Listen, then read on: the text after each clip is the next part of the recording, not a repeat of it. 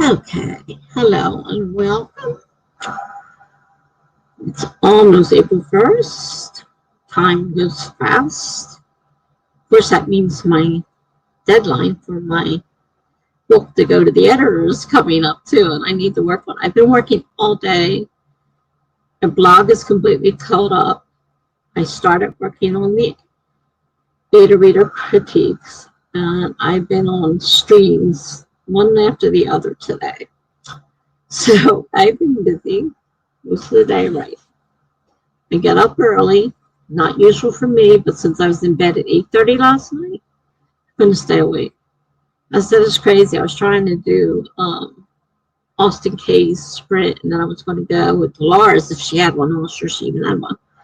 And I, like, 8:30, I said, this is it. I can't keep awake any longer. And I knew I needed to get some sleep. And so I slept at 8 o'clock this morning from 8:30 last night. Normally I sleep later because of my thing, but I couldn't go back to sleep. So I said, all right, time to get up. So it's been a really long day, and I started watching sprints fairly early. And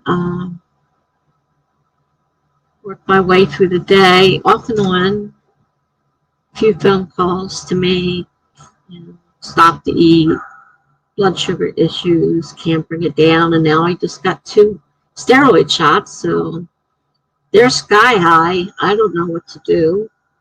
I can't bring it down. And I'm giving myself extra, gibberish, extra insulin. It's not working so far.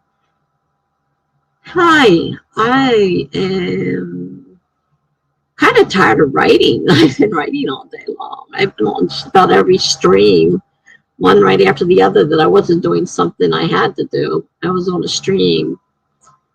But my blog's all caught up, and I started on the beta reader critique. So getting somewhere. Hi, Charlie. Nice to see you. I just saw you a few minutes ago on Ellie's. I was over there briefly till just before coming over here. So I saw you on there. And it's funny, all day long I've been going to sprints, and I've been following people. It's like we're all just like moving along at the same pace to all these sprints today. So it was funny, because I don't get to see a lot of people's sprints because I'm so busy with mine, or sleeping, or trying to sleep, or whatever. And, it's just like, today I said, I got to get something done. I was up early in the morning, and I started streaming, but following people's streams. It was funny. I got to see the same names of each one. It was really, really funny. Chipper says I was able to see my online friend yesterday. Cool, that worked out. That's good for you. I know you're excited about that. Also, your computer stopped working, and I still have work to do, so that's amazing for me. Uh-oh. How are you going to do that? Is something that's due, like, immediately? Could be difficult. Computers are great until they break down. I especially love it when I'm on a phone call and right in the middle of the phone call say, I'm sorry, but my computer is not working. I'm like, and how are we going to fix this problem if your computer's not working? I have a problem.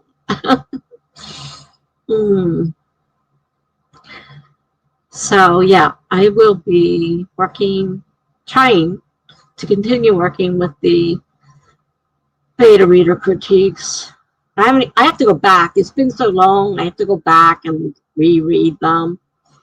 Some things I remember, for the most part. I got to go back and reread what it is that was on there. But like I was saying before, none of the people agreed. So it wasn't like you say, okay, well, I have 5 beta readers, and 3 out of the 5 think this, or 4 out of 5, or all 5. No, every one of them picked different things to talk about that they didn't like, that thought needed changing. And I'm like, well, it's good in one way because more things got covered, but in another way, it doesn't help me know whether or not it really needs to be changed because nobody agreed on it. Really crazy.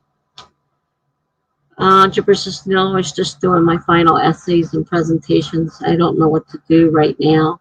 I'm going to use a laptop, not mine, until I get mine fixed. Oh, wow. At least you got access to somebody's laptop. That's a help. Hopefully you can get access to all your work without any problem, wherever it's kept. Depending on what you were doing, if it was, you know, just on your computer, that could be a little bit more difficult. And I'm glad you got something that you can at least work with. Well, that's kind of important, your final essays and presentations. I guess for the end of the year, right?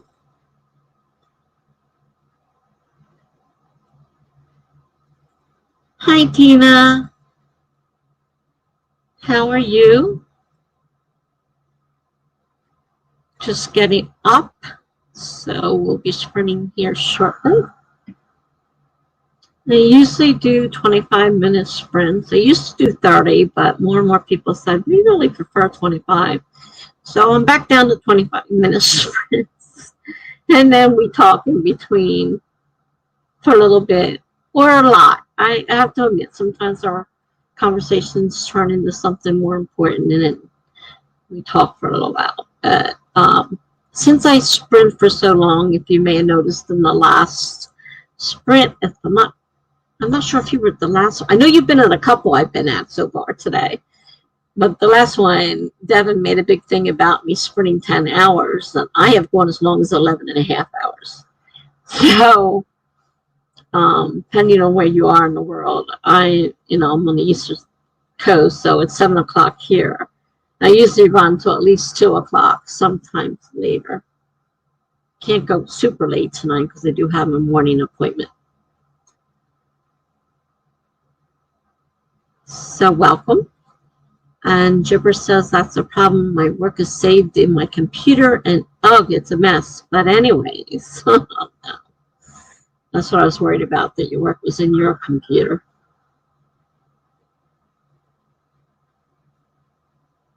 That does make it harder if you're not able to get access to it. Charlie says I am doing some world building to get this zero draft moving again. I just heard in that last sprint that you're going 20 books in that series. I thought you were doing 5. Somewhere along the line, I missed out on something. You're doing 20 now? Tina said I entered a few sprints, but it's not very concentrated. But now, serious work. Yeah, I remember seeing you were having some problems with a few areas. I understand those problems. I got a few of them myself to work through and decide what to do. I'm glad you're getting ready to get serious. That as time passes, depending on if you have a deadline or not. You're still rethinking is that middle point? I remember part of the conversation. I was in so many sprints today, I can't keep everything straight. I'm not usually in sprints as often because I stream so much myself, but I had work to do when I was up early, so I started visiting different sprints. So I met a few new people today that I haven't met before.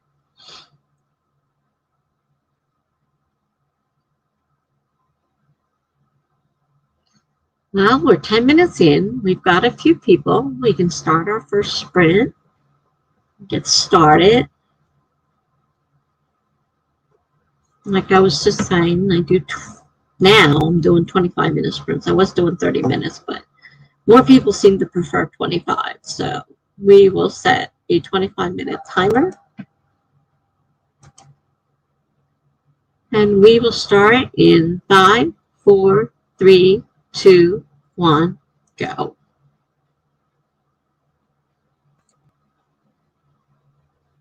There we are. Sometimes I forget to turn the timer on.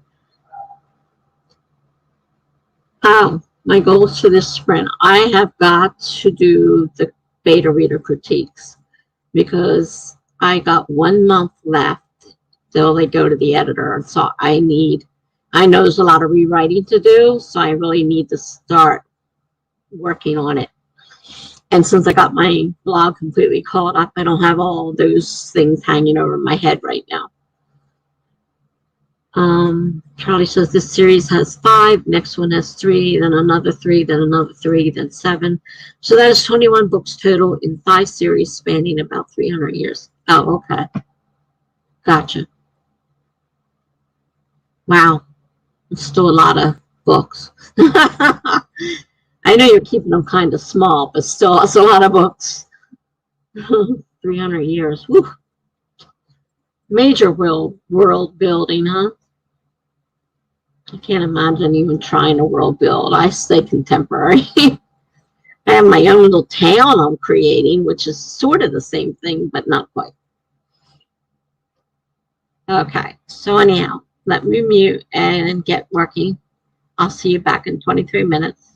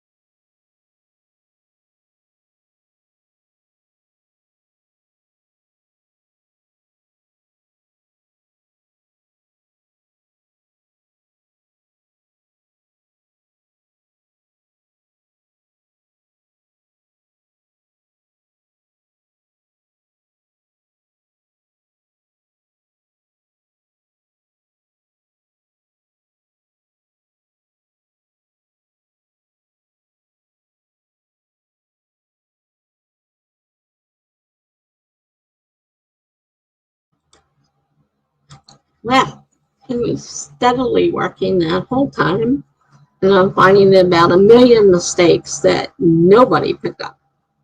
Now, some of them were in there before. Some of them are my own making because I changed the story up, and there's a lot of things that no longer match up, and I have to go in and fix. And some of them were there that nobody picked up on, and all the reading I had people do. So that was that. So what did everybody else do? And Tina, I forgot to answer this. I saw where you said I want to finish it in this lifetime. I understand that one. Charlie said it's nice because 4 of them are already written. That helps. Hello, Morning Star. How are you? Hi, crazy today. I asked someone on ACX if they would like to read my book series. And I'm not sure what ACX is. Interesting. And my Atlantic Teacher Life. Hey everyone, Carrie here. Hi Carrie, I saw you on one of the other streams. Today was actually stream hopping like crazy from one to the next one. And I do remember seeing you briefly. So welcome to my channel.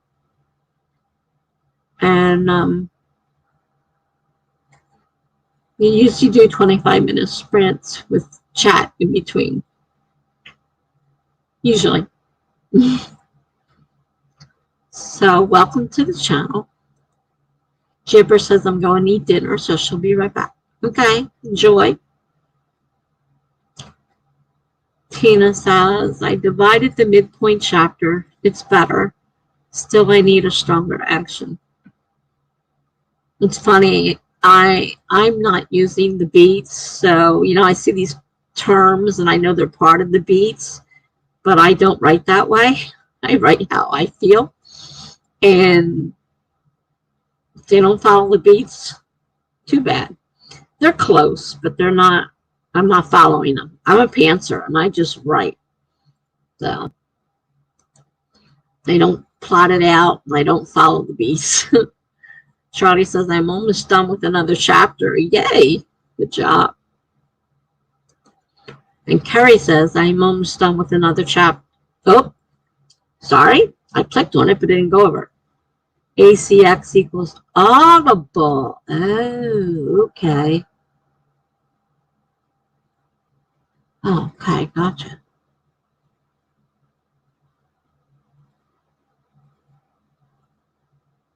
So you're planning on doing an Audible series, if I understand right. I understand if you do that, you want to test them out, make sure they're right for what you're looking for, because the wrong reader could destroy your story. So I hope you find somebody that works out well for you.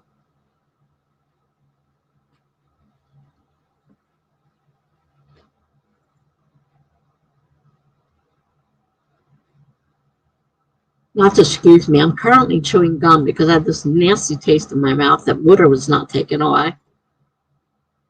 I'm not standing any longer. Needed something to take that taste out. I'm sure. I'm taking insulin like it's going out of style. I don't know if that has a taste to it or not.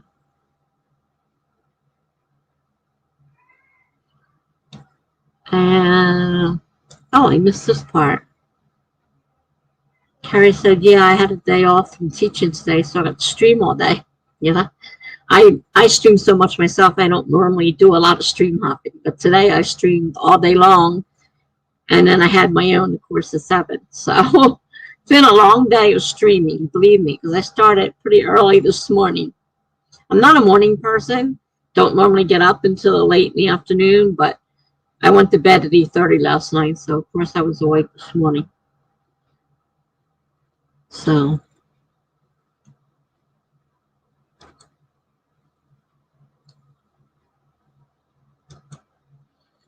Tina says it's my 3rd draft. First was pantsing. but I felt something didn't work, and I tried to structure it in 3 acts. It helps. Still, I feel so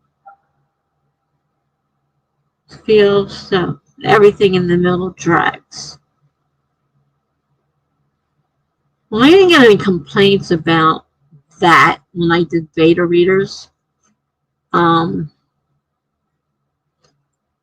I pantsed my whole story. The only thing I wrote down are things that I need to remember that I can't remember, like names and addresses and stuff like that, or that you use throughout your story and you need to remember.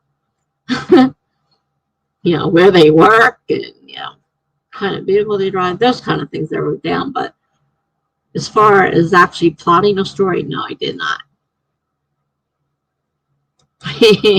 Yeah, there were a lot of typos, but I think I figured out what you were trying to say. We're mostly pantsers, so not a lot of plotters in here. Funky says, in the car again, but left my laptop at home, so the cops aren't bothering me tonight. Very funny. And welcome, Funky. You're so funny. Tina says something. Something. Tina says something. I mean, literally, she says something.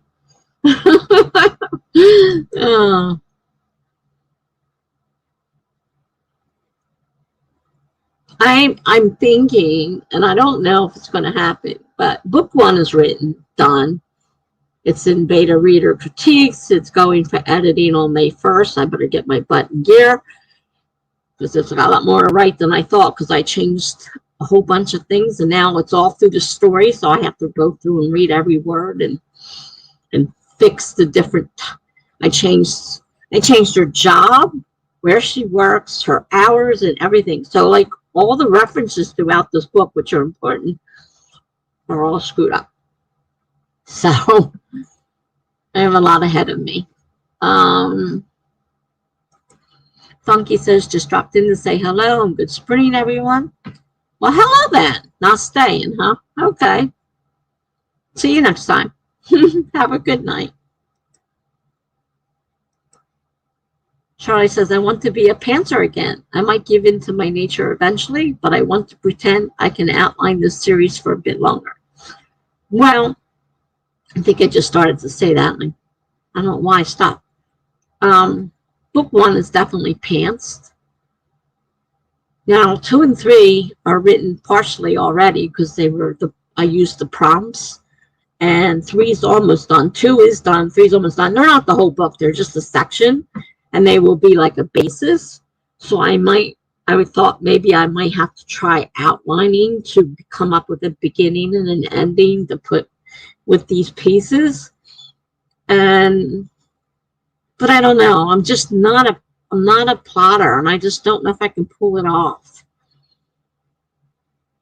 It's really hard for me. Funky says, who do you have editing? I have Melanie Doan. You see Melanie in here quite often. She's going to edit for me. She has a small editing business she's starting up. So, excuse me, I'm using her. And I'm not sure if she's coming tonight or not. I mean, I could probably find her website if you were interested, but you'd have to let me know, and I'd have to go looking for it. But she's going to do my editing for me, and it's supposed to start May 1st. So I've got 1 month. Of course, it's NaNoWRIMO. Exactly wasn't planning on doing that for Nano, but all I have to do is write 20,000 words to meet my Nano goals. So it's not that bad, and I've got all this other stuff I'm writing, so I should be able to do 20,000 words in Nano also, along with editing. I hope. Greg says, hi, everyone. Hi, Greg. Nice to see you again. Another one who's been bouncing around the different streams with me. Funky says, hey to Greg. There's Laura. Hi, Laura. How are you? Ah, another pantser. I'm going to be pantsing my new work in progress. Well, good luck to you. I love pantsing. It's the only way I write. Don't do very good with plotting. But I think it's a lot of fun. And if you've got a story in mind and most of it's there as you're moving along through it, you can just keep on going. Some people say they hit spots where they don't know where to go, but the same thing would happen if you're plotting it. You would have the same problem. You would stop and figure out where you're going to go. So I don't really see a big deal in the difference of doing things. So I wish you a lot of luck. A lot of luck. A lot of luck. Can't talk today. Laura said I've been pantsing all my short stories, so we'll see how it goes with the novel. The only difference I find between short stories and a novel is that with the longer stuff, you may have to write a few things down because there are things you aren't going to remember. You may have a better memory than me. I can't say that. But I noticed there were things I had to notate, just notes to keep my mind. I made a story Bible up and put things in there, like ages and different information. Do they have black hair or blonde hair? Because I don't do a full character profile, but certain things I need to keep straight, I put in like a story Bible. And I see my only concession to writing anything down, and that goes as I'm moving along the story. Something I'm afraid I might forget, I add the notes to my thing. So Greg says people are very different. I couldn't imagine being a pantser. Well, I can't imagine being a plotter, and I've tried. I tried last Nano, and it was last camp, because I started this story originally in camp. So last July, I tried, and I spent a lot of time trying to write out I'm writing a story here. I'm not writing an outline. And I just threw the whole thing away and just did it from as I was writing. It was in my mind. So, we're all, like you said, we're all different. How would you even know it's a short story when pantsing? If you know it will be short, you must have some kind of scheme in mind.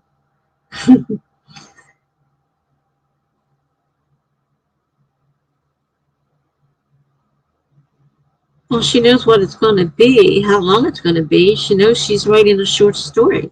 I'm not sure I understand that question. She's been pantsing. Now she wants to try a full novel. It's a little bit different from pantsing a short story. And I know because I've been writing short stories, pantsing them for 10 years. And I just did my first novel, and I pantsed it. But the issues I ran into of remembering certain things, I had to, find that I had to create a story Bible. I can't remember everything. It's impossible to remember small details. Yet the story was there. I didn't have that problem. Laura says to Greg Inc., I was writing them for certain anthologies who had word count minimums and maximum limits, so I would work with that. Charlie says, this story and setting has so many moving parts, I need to stop the board before I can play the game.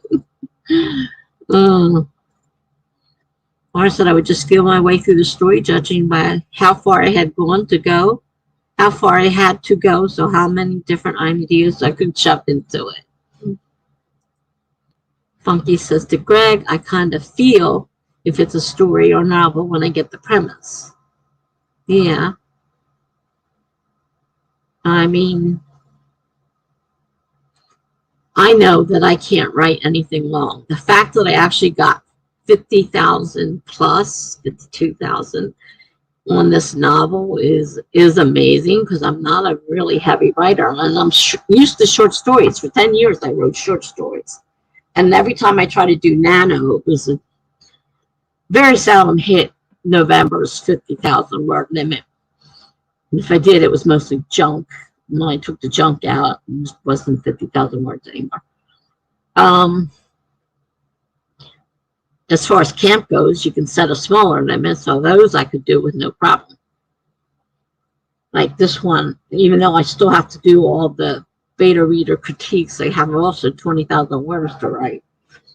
So soon I can start counting them. It's almost the first, because I do a lot of short stories and stuff in my blog. So as far as I'm concerned, they're counting. I don't care if it's the same story or not. I'm a rebel and proud of it. Monkey says it is definitely fascinating to hear all the different ways people write. Yeah, and there are plenty of them.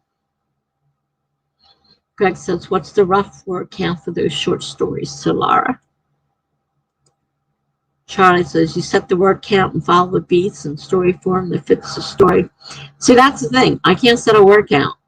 If you ask me how long something's going to be, I have absolutely no clue. And the fact that I actually got more than 50,000 for that one story is amazing. I'm not a long writer. Trying to stretch my ideas out to make at least 50,000 words, very difficult. I'm a short writer, so they're either going to be, you know, all like novellas or something, or very, very short, you know, novels. But I'm better with definitely shorter word things than others. Laura says to Greg, a ton of flash fiction, so under 1K, and short stories 2 to 5K. And let me tell you, I do a lot of flash fiction, and they're 100 words. So if you think 1K is hard, try doing a 100-word one. I mean it. Greg said to me, what I mean is, if you don't know where the story is going to go, then you also don't know whether the story is nearly done or keeps going for another 200,000 words. I know where the story is going. It's in my mind. I have a whole story in my mind. And as I'm writing, I fill it out. But it's there. I know where it's going, but I couldn't tell you how many words it's going to be done. I have no clue what the word count is going to be. That's why I can't do any of these plotting things that says, you know, 10% of your word count should be. I don't know what my word count's going to be. I write until the story is over. And they're usually less than 50,000, let me tell you. I'm not a long writer. Funky says to Greg, true, but you can usually tell what ideas are bite-sized and which ones are going to take the novel length. Hi, Claudia. Nice to see you. You were trying to sleep and watch a movie. Didn't really do much of either. And now you're editing chapter 9. Cool. Laura says a lot of my stories are one scene. Funky said, sorry we woke you. Actually, we're kind of loud. Well, the only one making noise is me, so I must be kind of loud.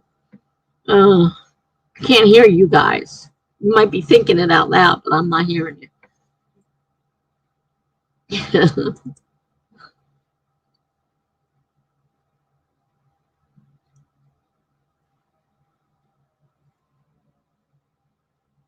Laura says, I usually have no idea where the story is going in my pants. I just start with the setting and start to make a story in that environment.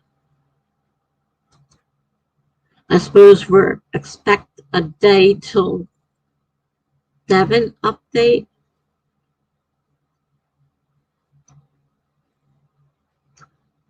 I don't know. 3 days. 3 days. We're down to 3 days. Yay.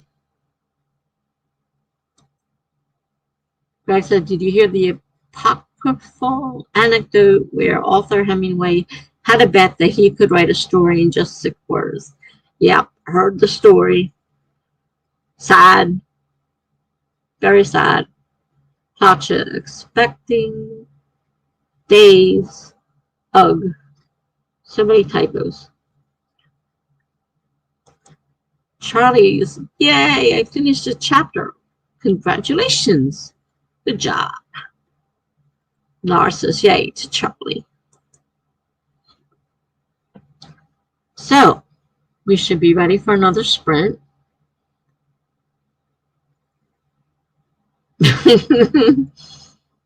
Claudia says, I have a bet Hemingway could bore me to death in just 6 words. Yep, that's the story. Heard it a million times. Very sad. But very, tells you exactly what happened in 6 words. Funky says the lore, interesting lore. You will typically get a weird idea like what if zombies were vegetarians and pants from there. And Charlie, thanks, Laura. All right, I'm going to set up another timer as we're running into a long chat again. 25 minutes starting in 5, 4, 3, 2, 1, go.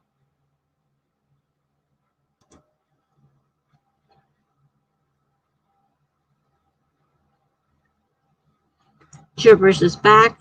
Welcome back. Claudia doesn't technically tell you.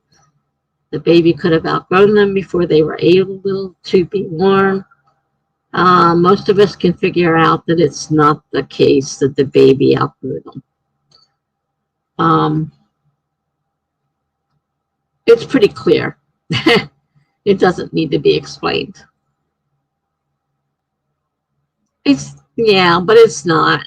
They wouldn't write about the fact that they bought shoes that were too small. You have to figure that out. You wouldn't be writing about too small baby shoes. Funky says happy spring all. I'm not going to argue with you, Claudia. Greg says vegetarian zombies would eat all the vegetables in your garden and starve you to death. It is a more cruel, slow death. Claudia said, which is why it doesn't make me sad at all. Again, I hate Hemingway. Whatever, Claudia. If it makes you feel better to think of it that way, then think of it that way. Do whatever makes you feel better. Laura says her current whip is with the idea of a reverse cannibal. I read that idea in a writing craft book, and I'm running with it, setting up my environments now. Cool. And a sister character, no idea who the victims are or who the antagonist to my cannibal monster creator is yet. There you go. You got some work to do building that up. All right. 23 minutes. I'll see you then.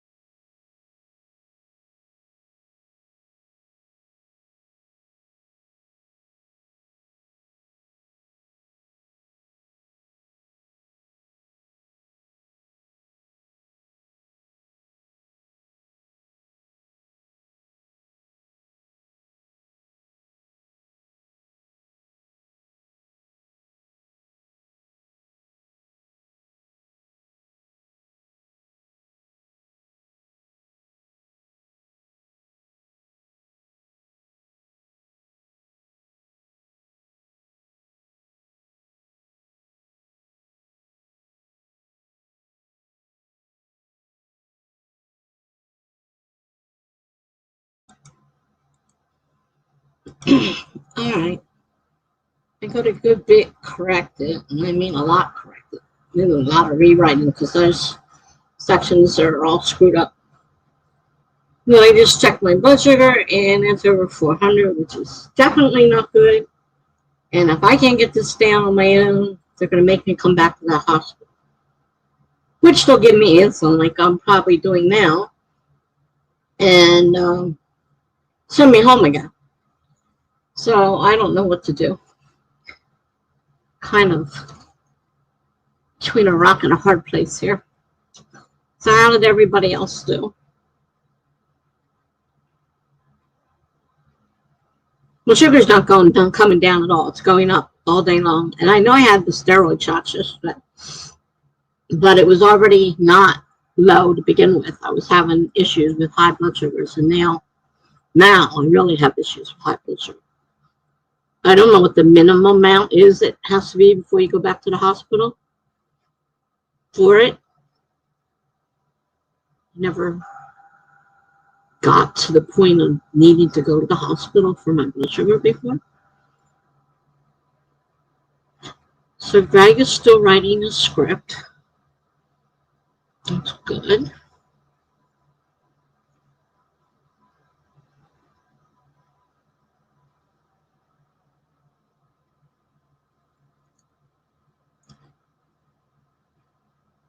I'm surprised how many mistakes I'm finding in here.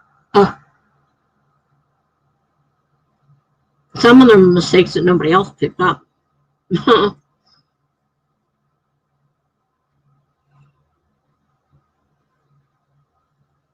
some are because I changed things, and that caused, of course, a rippling effect throughout the manuscript. When you start edited chapter, good going.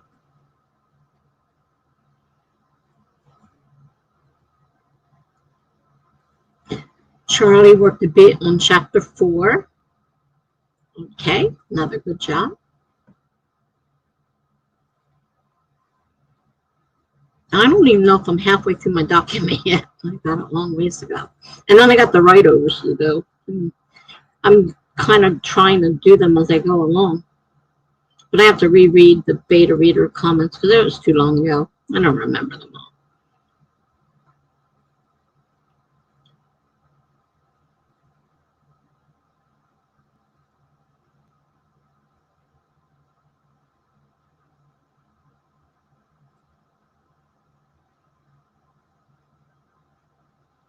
Katja is near 3/4 through chapter 9.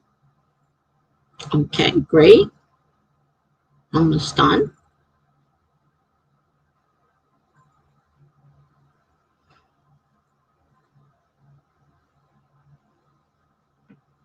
It's like I lost a few people again. The number went down.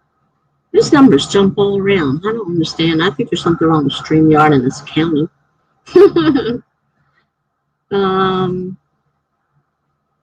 And then Katja says, chapter 10. Of course. 9 is followed by 10. I was going to say that, and I thought, no. I guess I should have said it. You want to finish tonight. Well, that's a good possibility, depending on how fast you work. Or if you don't pass out. Yeah, it helps if you don't pass out. I don't want to know why you're going to pass out.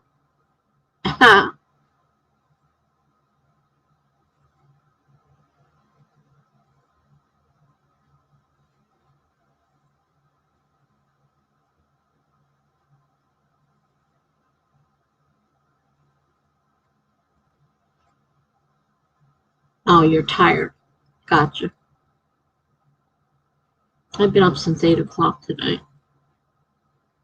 It's been a long day, and I've been writing all day.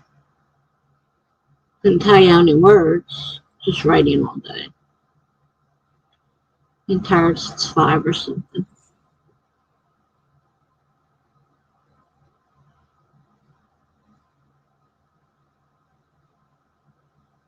Well, tonight won't be a record long night because I have to get up tomorrow morning. I woke up at 7 and fell asleep again around 7:50. Yeah, I got up around 8. Yeah, I went to bed at 8:30 last night. No, I was just too tired. I couldn't keep up. I was trying to do sprint. I said, I can't do this. Can't even think straight. Just go to bed. So I left the stream and went to bed at 8:30. Woke up at 8 this morning and I said, well, that appears to be it.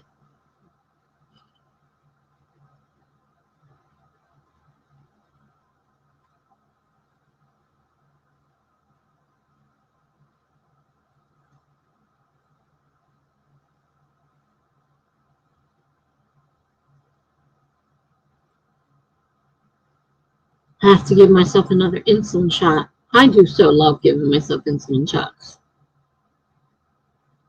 What a great joy. I was on streams all day today watching them. Yes, from this morning till just before I started this one. So I was on streams almost all day. Little tiny breaks here and there, not much. But I got a lot done.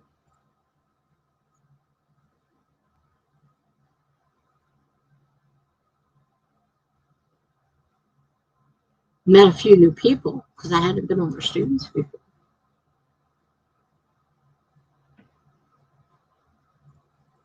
I don't usually have time to go on other streams, but I'm kind of running out of time. My time,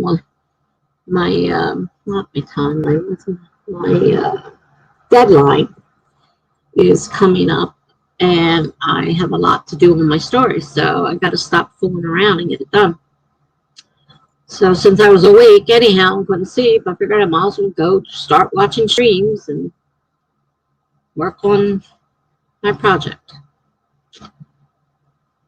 So that's what I did. And I'm doing now.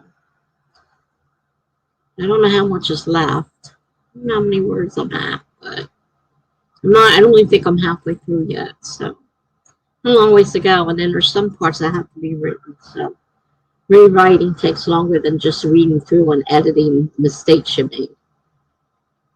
Those are easy to fix. It's the rewriting I'm not looking forward to. No, I didn't stream last night. I was on somebody else's stream. And I told her I'm sorry, but I can't stay awake, so I gotta go.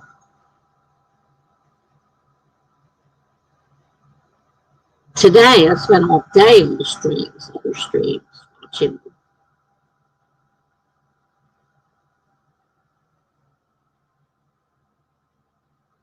You have 10,200 words left for the whole book. It's not too bad.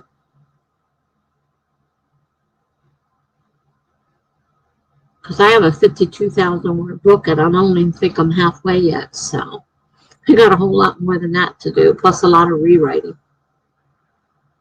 Like, man, I'm look forward to that.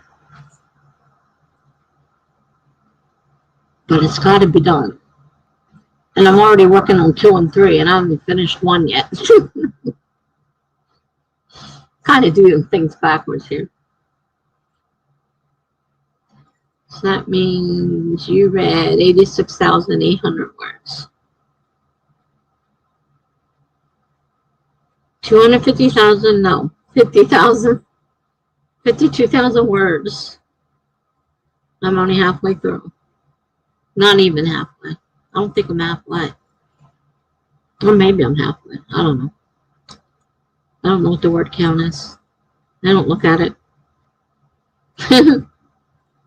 I wouldn't know how to write a 250,000 word book. I can't even write 50,000. I struggle with that. I struggle with 50,000 words. The fact that this one's actually approximately 52,000 words is amazing.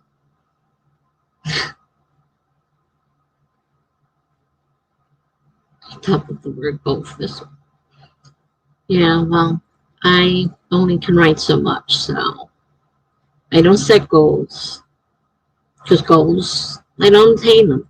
They just upset me and not worth getting upset over, so I just let it be. It will be what it will be. I learned a long time ago that goals don't work. Laura's hoping her horror novel will be 90K.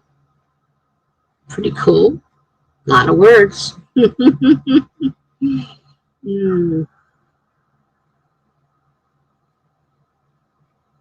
That's like, I don't know how people can use these, beat sheets that say, take 10% of the amount of words you're going to write, and I don't know how many words I'm going to write till it's written. And yeah, I'm an underwriter too, so add that into the mix. It's not going to be a very long book. None of these will be, I doubt. I don't have trouble struggling to make each one at least 50,000. Tasha says I need to read again. I don't use beat sheets. I don't see the need to use a beat sheet because, as far as I'm concerned, my book should be, I should be allowed to write my book any way I want. Shouldn't have to follow a formula to write a book.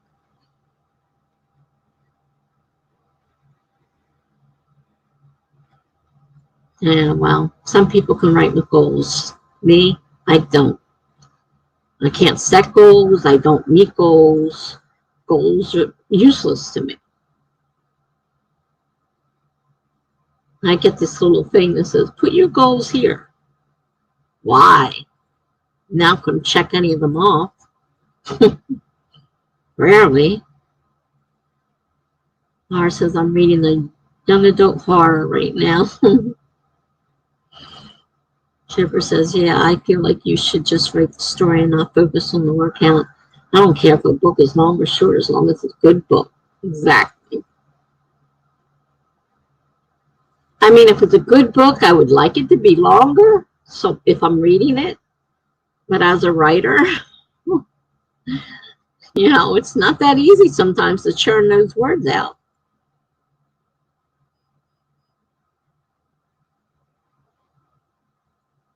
I mean, my first book, when I went through the thing, it's kind of close to the beats. And I did that without looking at the beats. So I didn't do too bad. And I think as long as the story's good, I don't see what the beats got to do with anything. My personal feelings. No offense to all you plotters out there that, worship the beat god, but I'm sorry. And I just don't feel that way. Katja says I need word goals for my story. I need to know when I'm in the story. If I have a goal,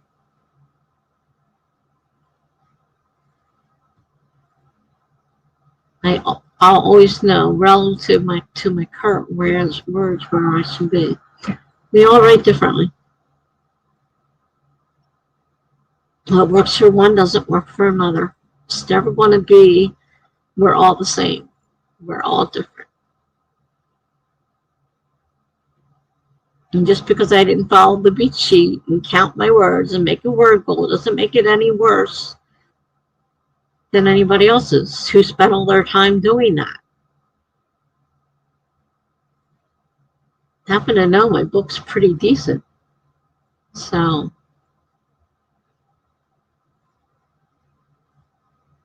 I don't need all that stuff. But if you do, then that's what you have to do. Gibberish. Greg says to Gibberish, if you care about being published, it's a good idea to keep the word count below 100K. Publishers will be reluctant to publish a book that is much over that for a first novel. Unless you're going indie, and then you could go any size you want. If she's not going traditionally published, she can have it any size she wants and do it herself. It doesn't matter then.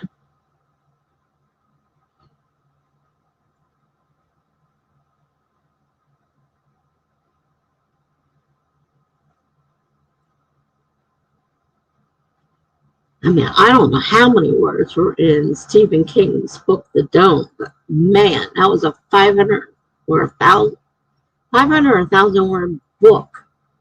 It's humongous. But his publisher didn't have any problem publishing that. Boy, I can't talk. Of course, if my sugars go too high and I start talking a lot of gibberish, we're in trouble. If I start slurring my words, yeah, I'm having problems already.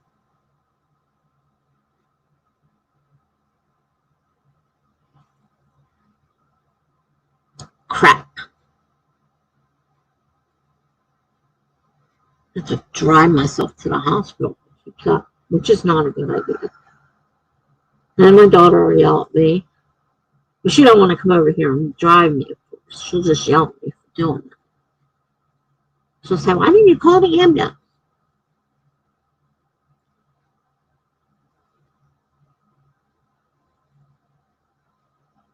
Well, of course, I understand that there's a cost the bigger it gets.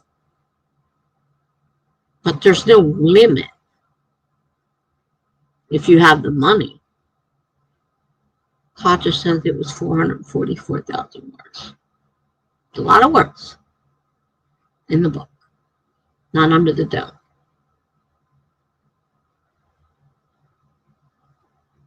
Or are you talking about the series too? 445. I'm confused. Part of it's my brain's not functioning correctly right now. My blood sugar's soaring like you wouldn't believe. Stephen King gets away with high word counts because he has already proven his books sell. Right, exactly.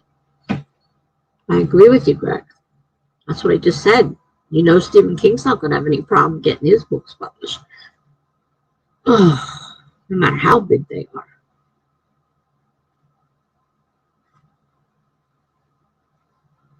The Stand was even longer. I know it was a long book, but I didn't realize it was longer than The Dome. 171,000. Yeah, I've seen and read and all that. Stephen King's one of my favorites. I haven't read all his books yet or seen all his movies. I haven't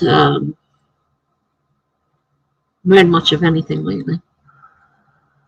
I just bought a Stephen King book, but when I'll get around to reading it, I don't know. There's no limit. If you have the money, if you care about making a profit, you need to keep costs up. That's understood.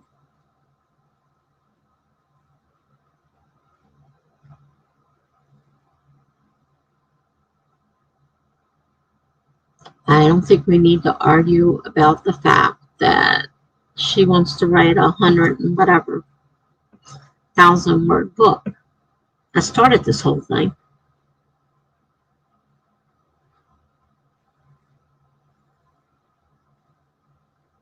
I have all three. It, The Stand, and Under the Dome. Only two are on my shelf right now. The Stand is downstairs. I read all three. Books are all gone because my kids told me they would not move another box of books. So the books are now gone. I used to own them all in hardback. Then I went to the library and started taking them out. And I haven't been to the library since the pandemic shut it down. I gather it's open now, but I'm not reading. I got a ton of stuff on my Kindle and a ton of stuff on Kindle Audibles, and I got enough books. And I have some that are in hardback, paperback, not hardback, paperback. I don't feel well.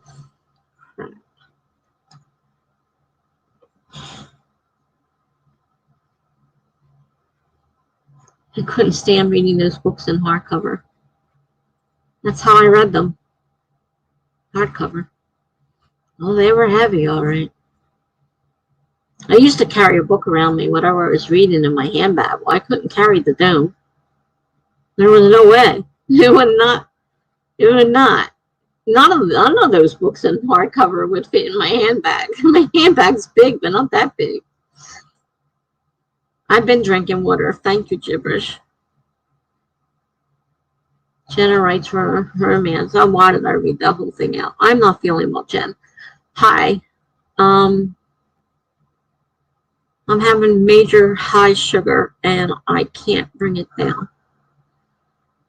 And if it keeps going higher, I'm going to have to go to the hospital, whether I want to or not. Blood sugar is super elevated. It's not going down. No matter how much insulin I've taken, it's not going down. I don't understand.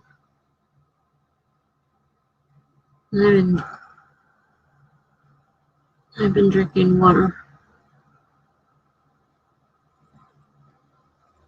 I can only drink so much water now. I'm on water restriction because of the water pills and my swelling legs. And I've been drinking a lot of water tonight and yesterday.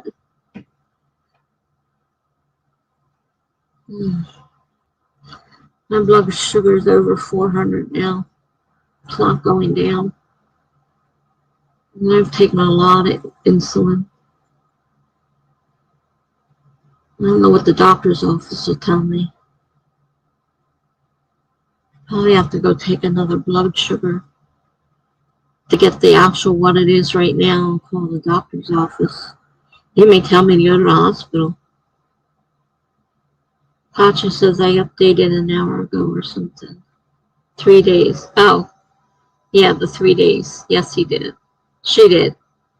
Please don't yell at me now. I'm sorry. She did.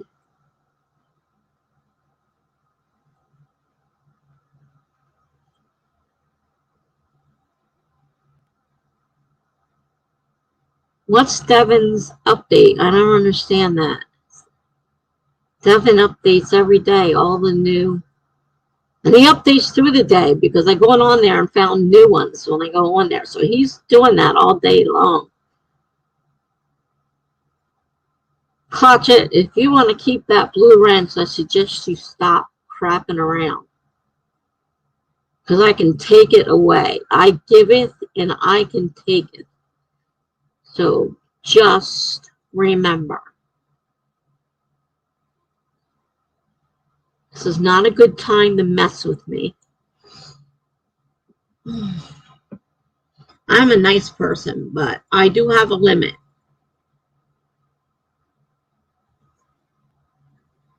So don't push the buttons. Exactly. And right now, I'm the Lord. I'm the Lord of this channel. So if I want my blue wrench back, I'll take it. So you watch yourself. Behave. Don't make me any more miserable than I already am. Be nice.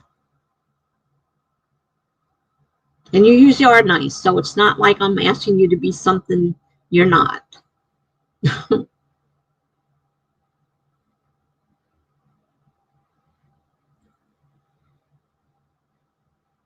Oh, when you I thought you were talking about, I was like, what's the Devin? Oh, that Devin. Sorry. Gotcha now. Okay. I'm wondering why you kept saying the Devin update. And I'm like, your Devin update. I'm like, really confused. Then again, I'm confused right now. I'm sorry. I'm not thinking straight. My blood sugar is probably still rising. Greg says, I understand Devin has notifications on for all streams. Every time he sees one, he updates his list. Yeah, I mean, he does that all day long. Yeah, will he show up now that we summon them? He might. He knows I'm streaming tonight because he already told everybody in the last stream I was on streams all day, that I streamed for 10 hours. So he's liable to show up.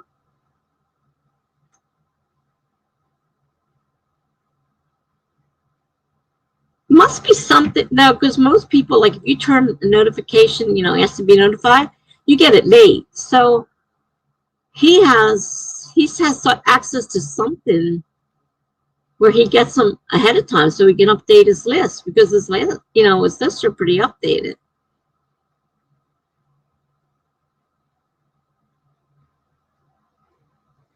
It's a great job.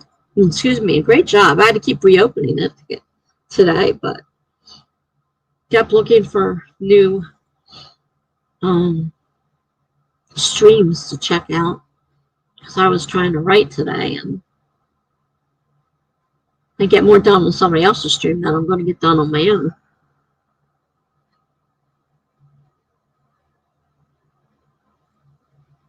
Usually when you say Devin, it's like he appears. I used to tell Amelia, I swear you sit there and lurk until you hear your name and then you appear. She would always appear right as I said her name.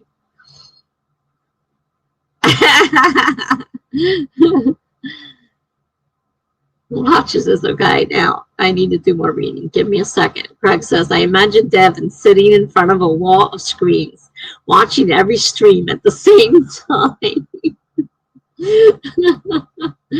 That's a good one, Greg. Like that. All right, we'll have another, and I got to go check my blood sugar because it's not getting better, I don't think. So let me set the timer. 25, starting in 5, 4, 3, 2, 1, start.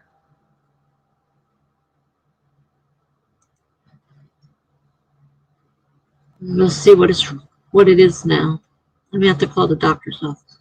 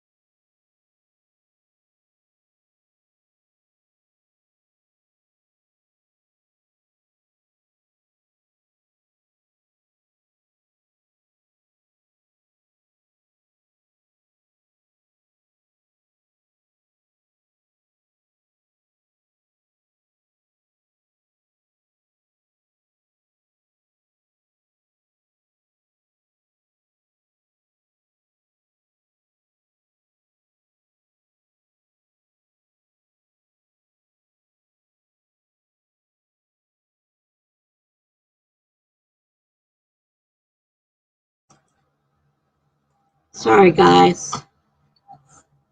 I had to call the doctor. Hi, Lizzie. Well, that sucks. Eyelashes in the eye are painful. He had me give myself more insulin. He says unless I start vomiting, I don't need to go to the hospital necessarily. But if I start vomiting, I could have whatever that thing is you can get when you have high blood sugar. I can't remember now. The term is not coming. Acid ketoacidosis. Then I have to go to the hospital because that's serious. I'm not vomiting, so I thought it's not going down. So he said, check in an hour. If it's still above 400, I have to give 25 units. If it is above 350, I have to give 15 units. But if it's starting to drop and it's at near 200, then don't give myself anything more because he doesn't let me crash in the other way. So, Hotcha says, I never read. I did the dishes and made popcorn. Don't talk about food. I'm not allowed to have any more. He just told me, absolutely no more food tonight. I have to keep it out of my system. So Lizzie got some ideas for her contemporary romance on small town stories. Yeah, she was talking about making up a small town series, so that's cool. Jenna is sad. No more talking about food. Because I can't have any more. I've been told by the doctor not to eat not another piece of anything.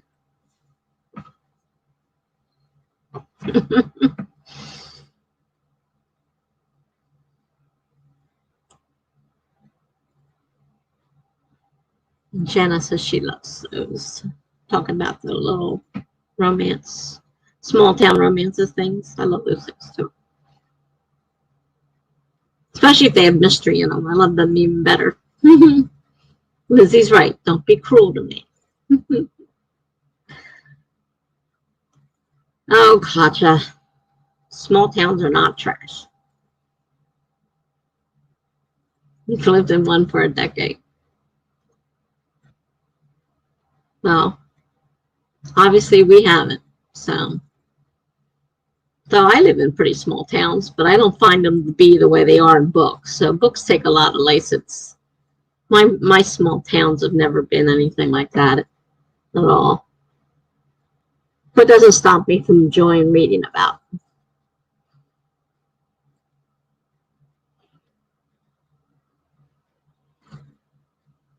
Lizzie says she thought about her decisions to self-publish today because most indie books in my genre suck.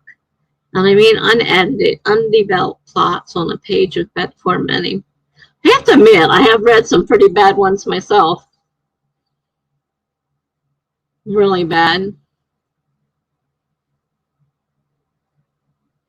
I know you wrote that above. Lizzie says, I lived in a small town when I was little. Now I live in a big town where no one speaks English. Oh, God, yeah. I have an aide that does, well, she speaks English, but it's very bad. I'm like, what are you talking about? And she says some crazy thing. She came out and asked me if I had a toilet vacuum. I'm like, what the hell is a toilet vacuum? Never heard that term before. She's like, you know, a toilet vacuum. And then I thought, oh my God, what did you do? And I ran in the bathroom and the toilet was about to overflow. She shoved a bunch of paper towels down the toilet. I'm like, good God, girl, you can't put paper towels in a toilet. So I had to call maintenance. Maintenance flipped out. They yelled at her. She's the one that did it. I sat and listened to it. She needed a lesson on certain things. She really screwed up a lot that day. She was calling, she had management up here. Every time I turned around, they were at my door. It's a plunger. A plunger she was talking about.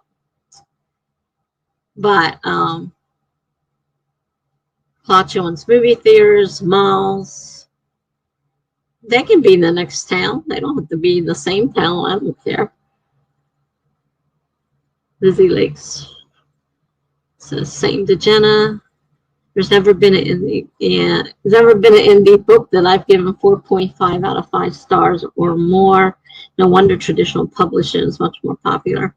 Because anybody can publish a book indie style. It doesn't have to be anything. It can be total crap. Yeah. Jenna says, you just make your book better, Lizzie. Good advice. Katja says, you know how so many places build stuff into their stores? Like Walmart has McDonald's in them. Our Walmart has Subway. Our chapters seem to build Starbucks in them. We have Subway in mine. Which I kind of like because it's the only place I can get Subway, and I like Subway. Katja says, I love it so much. Jenna says, edit it and get some opinions on the plot. Lizzie said, I wrote a bad book review, traditional published though. First thing in the morning, so I'm in the mood to roast. Katja said, the nearest mall or movie theater is 50 minutes away. Nah, it is a little far. I have to admit, that is a little far. I don't even know if there's a mall anywhere near me. I know it's not 50 miles away, but I think at least 20 or so miles.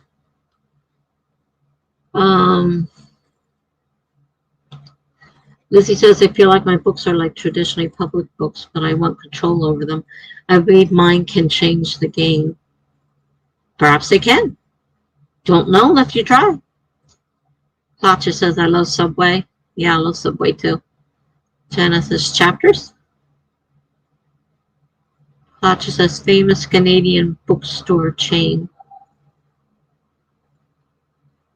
Jenna says, I have 3 editing programs now, Lizzie. I added one this week. Lizzie says, anyone can indie publish, is why there are so many poorly made books on Amazon and making it hard to find good books. Yeah, and it's a shame because you have to pay for them. Jenna says, oh, okay. Katja says, we don't really have Barnes and Noble or whatever it's called. Yeah, we have Barnes and Noble. Most of the bookstores we used to have all closed down. I think Barnes and Noble's the only one left. Jenna says, have you seen what happens to those well-written books? I know a lot of indie authors doing very well. Like, there's a lot of good books out there. It's just picking through to find a good author. Because there are a lot of crappy ones out there because anybody can do it. And I've seen what she says. I know what she's talking about. I mean, some of them are really bad. And you feel like the good indie books never get noticed. You have to make your books notice. Nobody's going to do it for you. You have to promote yourself. The only way you can do it. You can't rely on putting it out there indie and hope that somebody's going to pick it up. You got to promote it. Jenna says, have you seen what happens to those well-written books? I know. Oh, wait, I read that already. And yeah, doing very well. I can rant about indie publishing standards forever. Please don't. What happens to the well-written books? Jenna says, but I will agree with you that a lot of them are terrible, Lizzie. I ripped them apart too. Lizzie says, I found literally 2, and even though they made my teeth hurt. Lizzie says, the traditionally public book always gets a higher rating from me. Jenna says, you just can't write and publish. There's steps involved. Lizzie says, one day I found one with a crappily edited blurb. Horrible formatting and horrible errors. I can't believe someone didn't take the time to polish it. Sorry. Greg says, one thing is you need to have your book proofread. You will develop blind spots for your own mistakes. And you know, I'm finding that today because I'm going through today and doing my critiquing from my beta readers, and I'm picking up mistakes because I haven't seen it in a while, right? So it's been out of my mind, and I'm finally seeing mistakes that even the beta readers didn't pick up. Lizzie wants to make her own publishing house.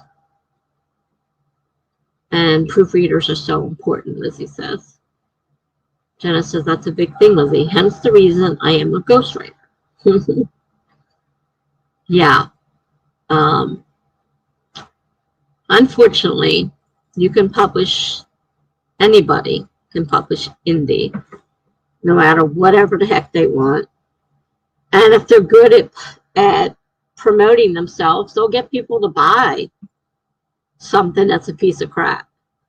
You have to really know how to promote yourself. And you have to work at it. You can't just put a book out there and expect it to do its thing. It's not going to happen. They're not going to look at that and say, oh, that looks great. I'm going to, you know. And there's a lot of things to it. I mean, they talk about covers. A certain type of cover will turn people off. I mean, there's a lot of things you really need to know. You can't just throw everything out there. Lizzie says it's to the point where I want to be in traditional pubs, also bots and not indie ones, because the indie ones don't put in the work. They don't have to. Nobody's forcing them to. Lizzie says we will change the game for indies. Unfortunately, there's good and bad about indie publishing. And the bad thing is that anybody can publish, whether they can write or not.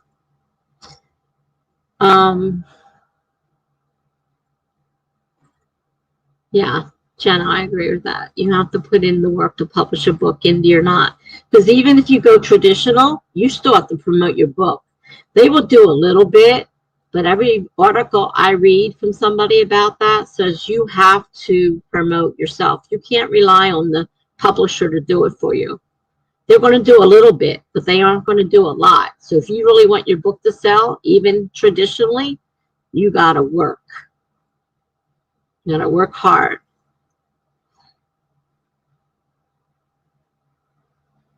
Lizzie says, this is hot. My sugar's so hot. My eyes, I can't see a damn thing. That's bad. Now you know it's bad. I have to put a pair of glasses on. Lizzie says, that is why I want to be a hybrid author. Lizzie says, work. Jenna says, well, Canva covers work for authors just starting out just fine. Even stock photos is part of the process. Yeah, I'm using them for my, on my books that are being published on my blog, and I like the covers. I don't know whether or not they would work with a regular book I was publishing or not. I'm not sure. But as far as, as far as things go, Canva's got a pretty good supply of covers in there. And yeah, you can use stock photos and create something. You can't afford to buy photographer pictures straight away. Jenna says, Lizzie says, I'm not trashing all indie books. I just the bad ones. I still think there are great people who put in the work and get the results. Greg says, I have nothing against indie publishing. However, if you can do well publishing indie, you can do even better publishing traditional. Jenna says, I'd like to start indie and end up with a big publishing company. No, the idea of the work that goes into traditional is daunting. Morningstar says, I hope you feel better. Tessa, I'm signing off. Catch you later. Thank you for coming, Morningstar. I'm still a little concerned, but I have to keep my eye on my sugar. I might have to give myself more insulin. I'm going to have to call the doctor again. Hopefully I won't get to the point to go to the hospital.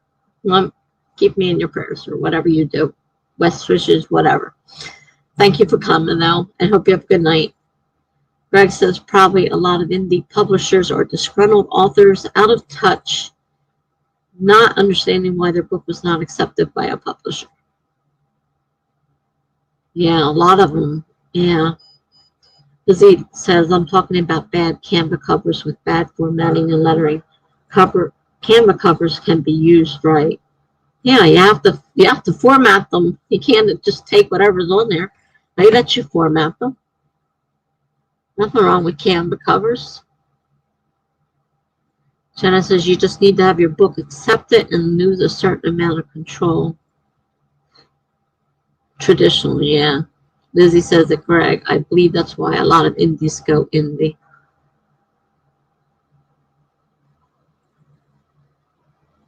Greg says, at Lizzie, exactly. Jenna says, I have someone mentoring me on indie publishing right now. And she says to publish several books and get a following. Well, that's the best thing you can do is manage to get a following. Because if you get a following, like Kennedy Fox, everybody flocks to their new books. And they promote. I mean, every time I go through Instagram, I see, message after message from Kennedy Fox. They promote. They have a great following. People are waiting for their books to come out every, month? They put at least 1 or 2 books out a month. I don't know. They put out a tremendous amount of books. And, yeah, they have a following. So people are going to follow them everywhere, for their books. No matter what, they're going to automatically order the next one coming out. So that's what you need as a following. Lizzie says, I want to really look into research to indie publish my first book in late 2022 or early 2023. My second book with the lemonade and dogs and good boys go bad. Jenna says, my plan is to write some short books and publish them all in a row. Good idea. Lizzie says, I love watching the Courtney Project. You learn so much. Yeah, I was thinking of her. Well, of course, Kennedy Fox. She's part of Kennedy Fox. So she's great. And whatever magic they have, they've got it. That's what you need to follow is them. Jenna says, see what happens from there as I still do the freelance work. Lizzie says, I want to self-publish one book and query another in the future. There's a lot of people out there want to be hybrid authors. I see that a lot. Quite a few of them, surprisingly, want to be both.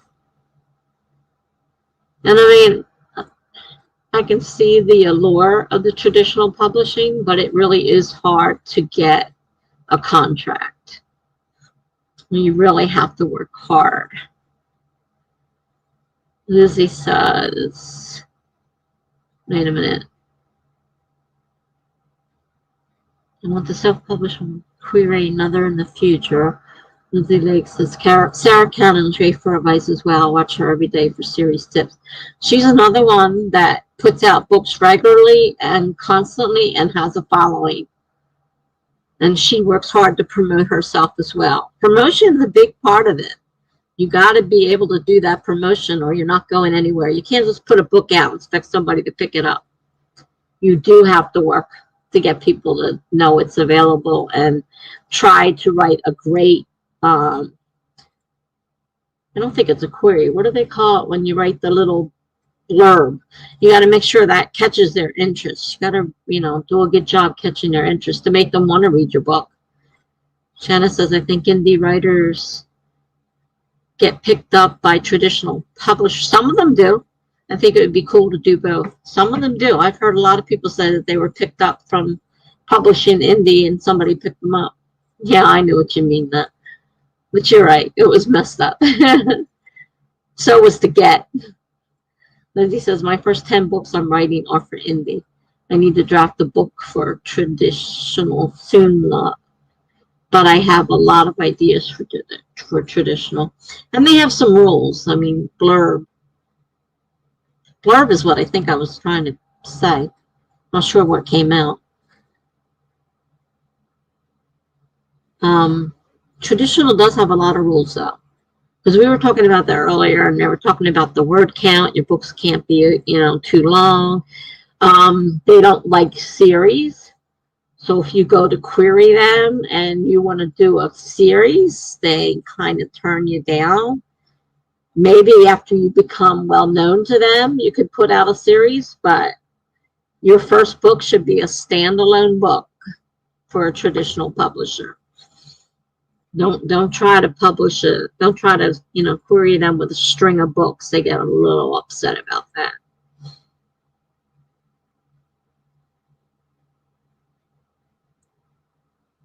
So they do have rules you have to follow.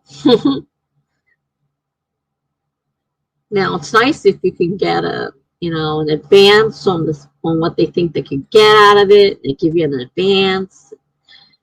You know, they do some of the work, but they do make, you do have to push your books yourself. You're gonna have to, you would have to really work on it. Promoting yourself. Lizzie says, yeah, for traditional pub, they pick their own blurb, which I hate. I've noticed that traditional books have less accurate blurbs. Traditional books may require you to change your title. They don't have to go with the title you put on your book. They can change it. And a lot of people are really upset because the publisher says they have to change the title of the book. And if you go with a traditional publisher, you've got to do what they tell you. So I would never try to traditionally publish a series. All my series ideas are for indie. Yeah, they're not big on series. Lizzie says, you can thank Sarah Cannon for my decision to not query series. I wanted my Mermaid trilogy to be traditionally pub because I believe it can make great movies, but I need the control. Yeah, no, they don't like series. Well, you can love your titles all you want, but if they tell you you have to change it, you don't have a whole heck of a lot of choice. You sign a contract. Remember, you're signing a contract when you traditionally publish. And it'll be spelled out in there, and you'll be told what you can and you cannot do. You don't have any control. You do what they tell you. That's one of the things you lose by not going indie. You lose control. Jenna writes, I was also told to find out what genre and trope is doing well and what you can write for the market. I don't love that, but there's got to be a way to do it and keep your own style. Yeah, I can see that being something to look out for. Lizzie says, can you see that I'm passionate about this? Stay passionate, Lizzie. You probably believe the shows in the writing. She's right. If you don't care, it comes through as not caring. But you're going to have to learn to give. You can't just take. You're going to have to learn to give and take, especially traditional. You're writing for somebody else, and they call the shots. All of them. Lizzie says, very few of my books will be traditionally published. Most will be indie for control reasons, but being traditionally published, like my favorite authors, would be a dream. I can see that. Jenna says, I know 2 of them I need to write in right now to pave my way. I write those at work on lunch. Lizzie says, I have no one to talk to about this. My parents say, just get a publisher. Well, that's because being older, that's the way all books were done. Well, I don't know how much older. You're not that old to begin with, so they're probably not that much older. But still, you know, traditional publishing can be harder. Jenna says, that new keyboard is amazing, Tessa. I wrote over 2,000 words in the last 2 days at work.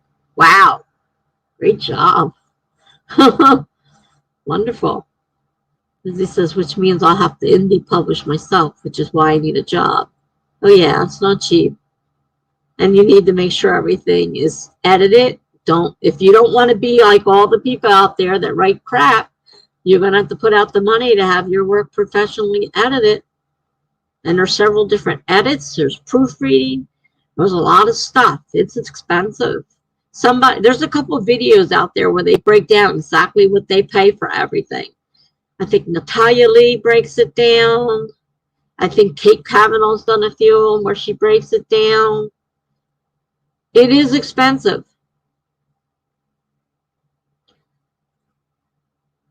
Greg's going offline for a minute. Okay. Lizzie says, that's amazing, Jenna. Yay for work writing. Jenna says, my mother tried to ask me about the process and I told her she'll never get it. Lizzie says, parents will never get it. Jenna says, I just popped my phone in it and right away. That's cool. I'm glad it works. Yeah, I can't even figure out how to get my case off my phone. And it's like, oh, geez. Lizzie says, my dad says, sell your books for money instead of getting a job. Unfortunately, traditional publishing is not easy to break into. So if you want to wait that long until someone hopefully will pick you up, but if you want to get it out fast, you might want it. You want it indie.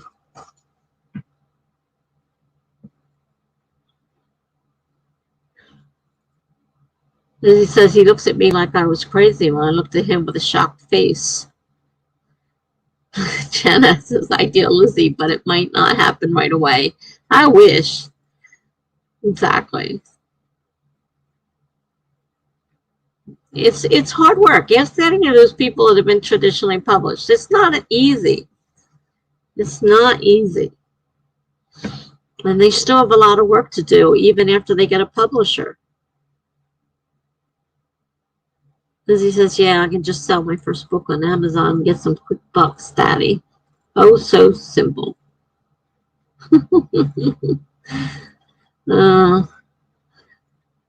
Lizzie says, first draft, not book.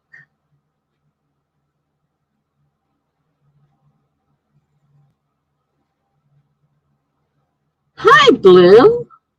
How are you? I haven't seen you in a while. Did you?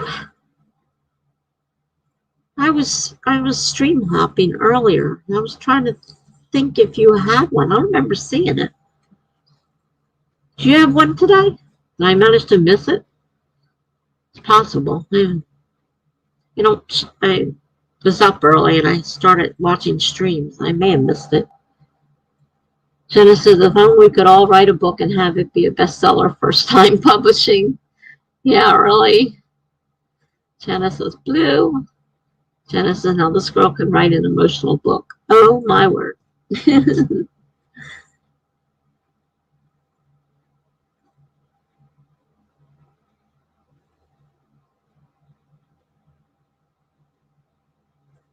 I think we need to sprint again. It's been a while. Lizzie said, I used to think all books I read were first drafts with some grammar edits all the way until last year. Oh, okay. Because I thought it was Tuesday, and I'm like, wait a minute, I don't remember seeing it because I was going to come. Lou said, I normally stream Tuesdays, but I threw out my back yesterday. Sorry to hear that. I know how painful that can be. My back's always out. Lizzie says, not joking. Jenna writes, some are, Lizzie. Lou says, hey, Jenna. Jenna writes, ouch.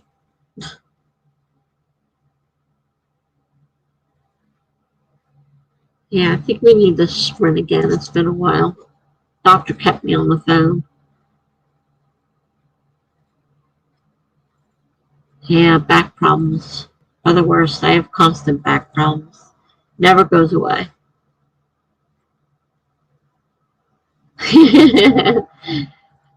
Jenna changed her name. Hi, Courtney. Nice to see you.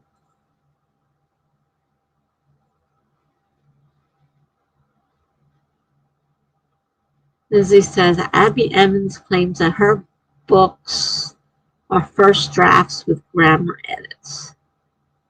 Abby Emmons is full of herself, too, if you've ever seen her ads. Jenna says hi to Courtney. Lou says, I see that. Jenna is Shelby. We think it fits her better. Jenna says, hi. Dear gosh, what is wrong with me? Jocelyn, nice to see you.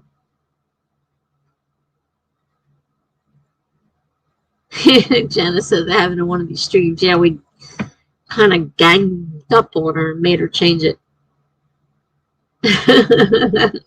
We think Jenna suits her better as a romance writer. So that's her new name, Jenna. Jocelyn said, how you guys doing? Well, I'm having an issue with blood sugar. My diabetes is like way out of control. Lizzie says, finally someone says that, Tessa. I've been waiting for that truth for a while. Which truth is that?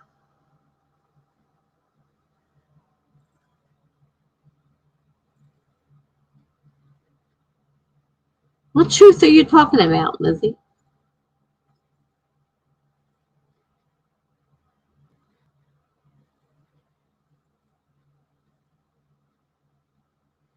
And see, Jenna says, hi, Jocelyn. Jocelyn said, nice to see you too. Love how you doing. Well, not doing so great with all this blood sugar issues I'm having right now. I just got out of the hospital again.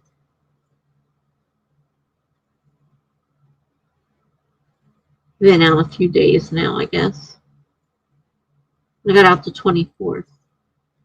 Well, maybe almost a week. Close. All right, Greg's back. Lizzie says, I wanted to write 1K before 10, but that's not happening. Got a little too passionate tonight. I read Abby Evans' book. It wasn't bad. I liked the characters. I don't know about her books, honestly. I don't know. All I know is her commercials are pretty full of themselves. At least I take them that way. That's my take. So I don't know. I haven't read any of her stuff. I've seen some of her videos, but I haven't read anything. Jenna says, you are on fire, Lizzie. Lizzie says the truth that Abby Evans can be full of herself at times. Oh, great. I'm glad somebody agrees with me. Because I listen to all those commercials. I'm like, really? You know, I'm not just going to whatever. I am going to give you the full thing you need to be, you know, like really give me a break. Lizzie says she states that pantsing isn't the way to write a novel and plotting is for everyone. Yeah, no. Yeah, she's full of it. We are all different, Jenna says. Exactly. Jocelyn says, I'm so sad to hear that, Tessa. I hope you get better. Thank you. Unfortunately, it's an ongoing problem. It's probably not going to get better. Unless I can grow a foot and lose a ton of weight and a bunch of other stupid stuff. I said, yeah, like I'm going to grow. I'm 64 years old. I don't think that's happening. Lizzie says, I still want to read her books, though. She was the person who taught me that indie publishing wasn't a cheap way to get your books out. I could have told you that. I just don't go around advertising that. Lizzie says, it's just us that set me that she thinks that there's a certain way to write a book. Pantsy most. This is not at all. Lizzie says, I can go on another rant on how false that is. No one writes the same. That is how to write a novel. I think we already had this discussion. I don't think we need to keep beating a dead horse, as the saying goes. I hope I get better too, Jocelyn. I'm not doing so well right now. That's for sure. I got to the baby's room's probably done by now. You were painting the last time we talked to you.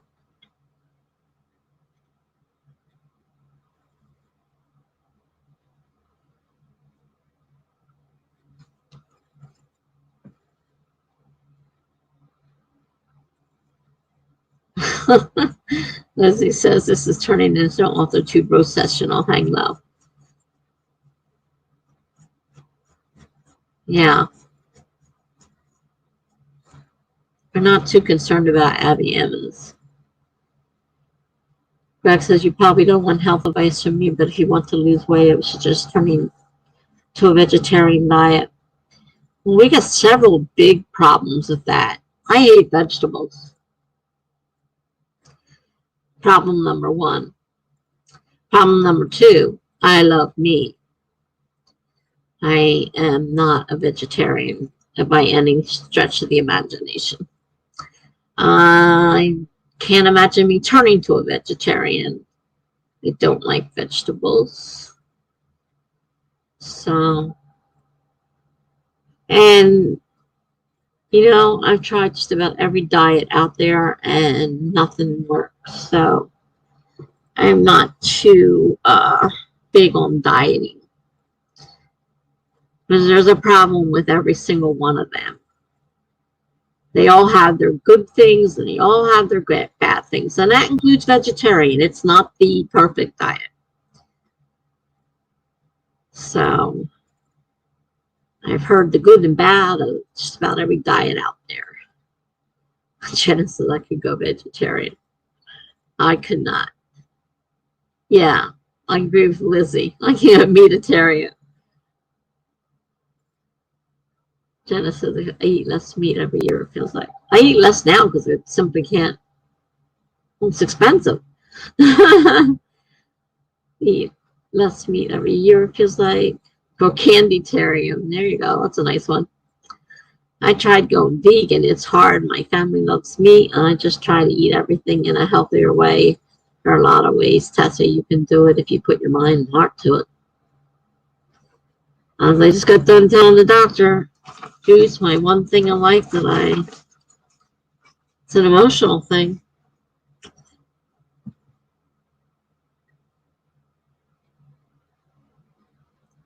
Giving up chocolate might kill me over giving up meat. I love meat. And I do not like vegetables. Salads, I can tolerate very, very few every now and then.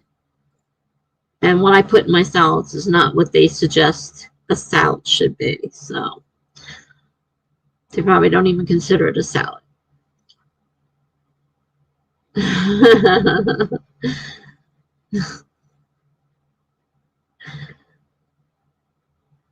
Lizzie says to Jenna, oh, that's part of that. That felt personal.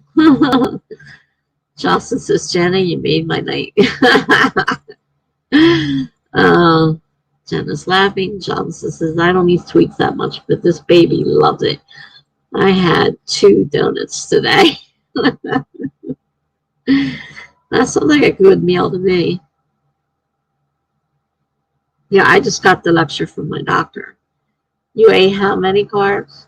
You know, there's plenty of people that can get by with just 50 carbs a day, and they're quite full. I said, well, that doesn't work because the foods I like are high in carb. I almost killed myself trying to do the keto diet. I seriously was so disgusted with everything in life that I thought it was going to kill me. Lizzie says, seriously, this is really personal. Are we all the same person? I doubt it. Jocelyn happens to be very, very pregnant, so I don't think we're all the same person. I don't think the rest of us are pregnant in here. Lizzie says, my dad just came home with a lot of Easter candy for you. You ever heard of HelloFresh? Something I saw advertised on TV. I don't cook. There's the other issue. Doctors tell me, oh, just, no, I don't cook.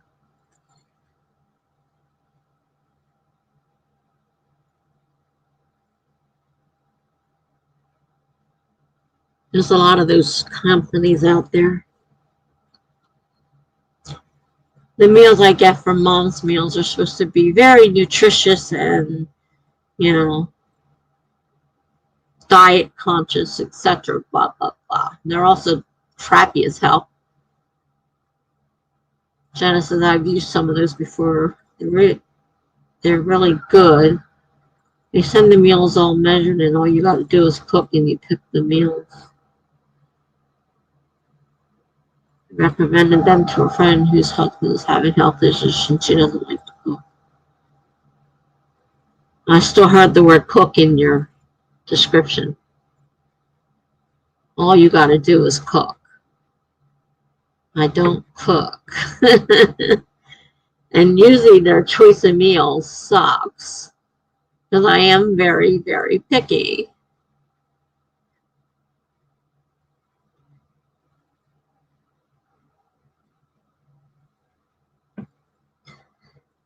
And I don't have a lot of money, and those things are expensive. I get the meals from Medicaid, so I don't pay for that. One meal a day is paid for by Medicaid.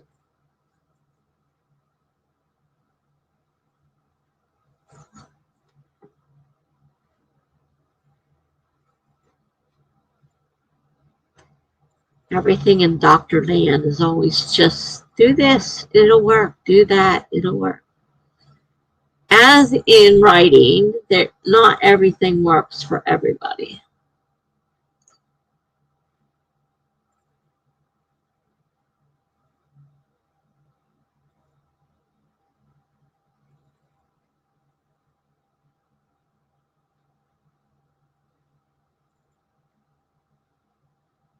Food is very fresh and prepared for you. It's pretty easy.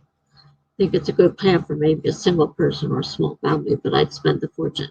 I bet even a single person would spend the fortune in those things. They're out to make money, and if they can send you fresh food, it's going to cost more than throwing preservatives in it.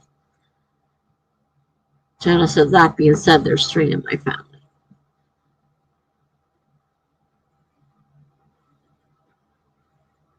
Yeah.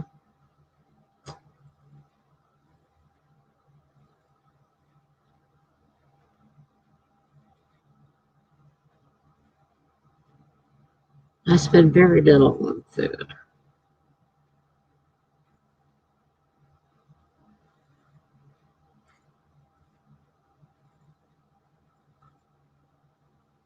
Gee, it's almost time to check my blood sugar. How nice.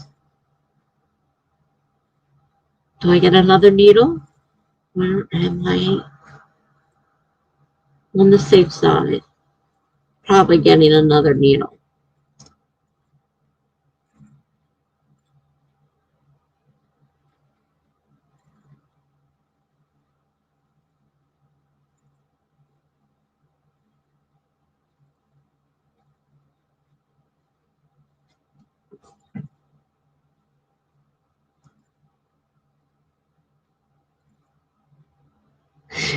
I just sit there. I tried a couple times and everybody just kept right on talking. Should we start another sprint? Because they were sitting here talking about a bunch of nonsense. So let's start another sprint. 25 minutes starting in 5, 4, 3, 2, 1, go.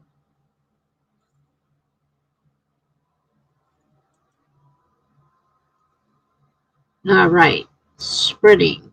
See you in 25 minutes or so.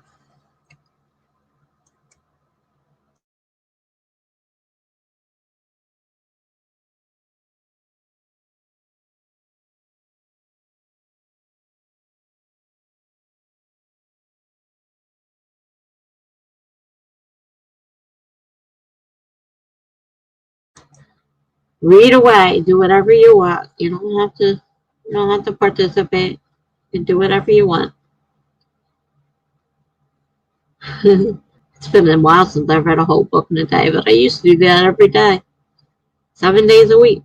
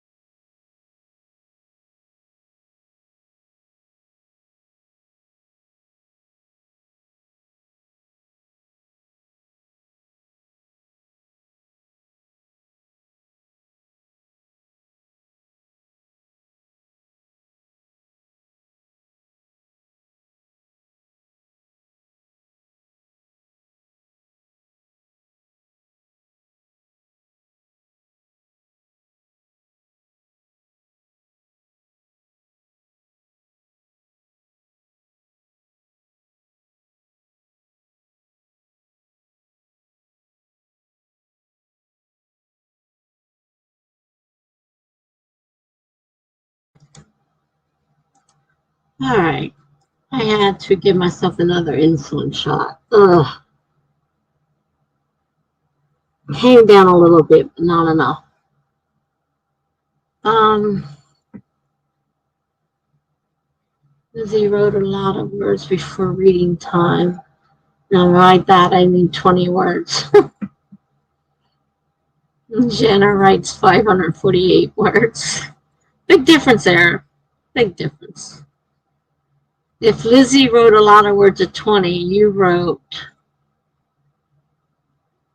I don't know, I guess there's probably not even a word that describes how much she wrote compared to Lizzie. My math is not so great. Okay, I can't even begin to wonder.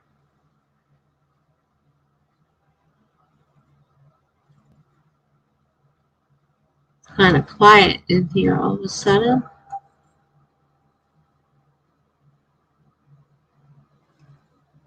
I notice Koch is not around. We're being very quiet, one or the other.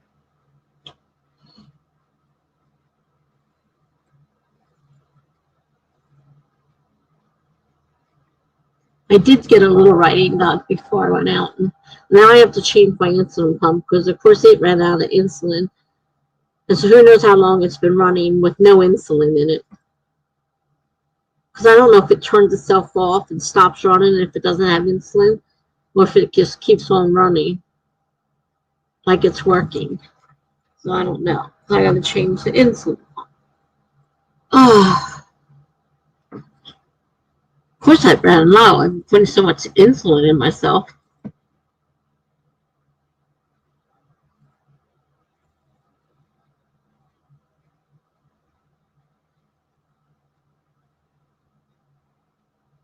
Blue was still just reading.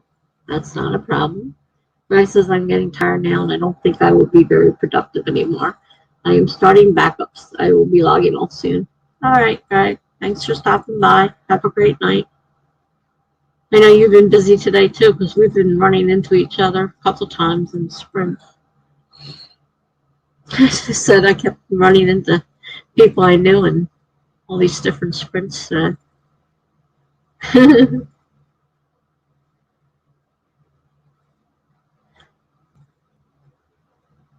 Tessa says, dinner. And hopes it's a good book, Blue. Guy says, I really want that a script done tomorrow.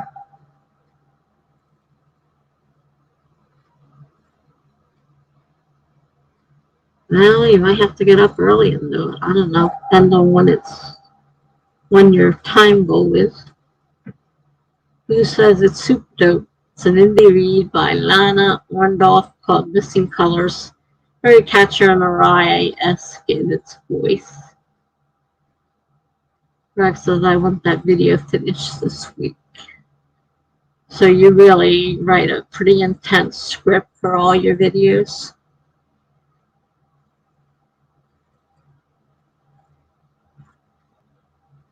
I know some people really, really script them out. And some people just like me most of the time. And I may have a few notes there. Most of the time I read that by the seat of my pants. I do my videos by the seat of my pants as well.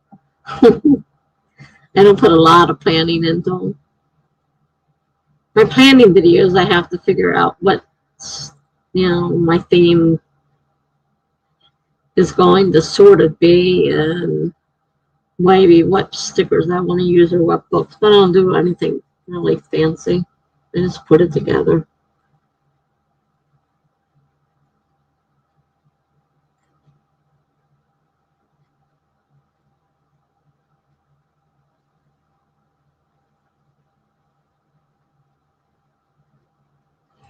Of course, after you take the video, I suppose, of course, you have to edit it. That takes time.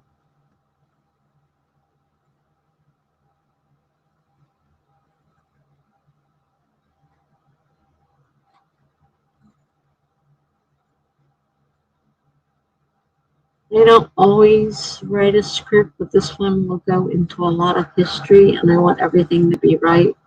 So I need a more strict approach than me just talking off the cuff. Yeah, I can understand that.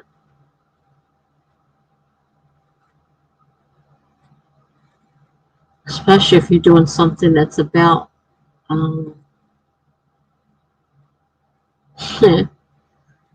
boy, I know what it is that you do, and I can't, but like me get the words to come out.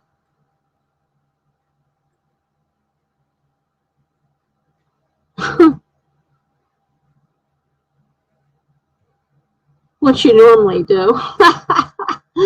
Oh my gosh.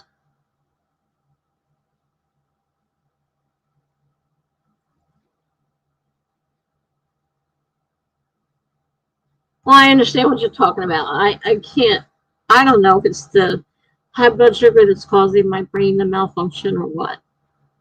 Jenna says, I would need a script for everything.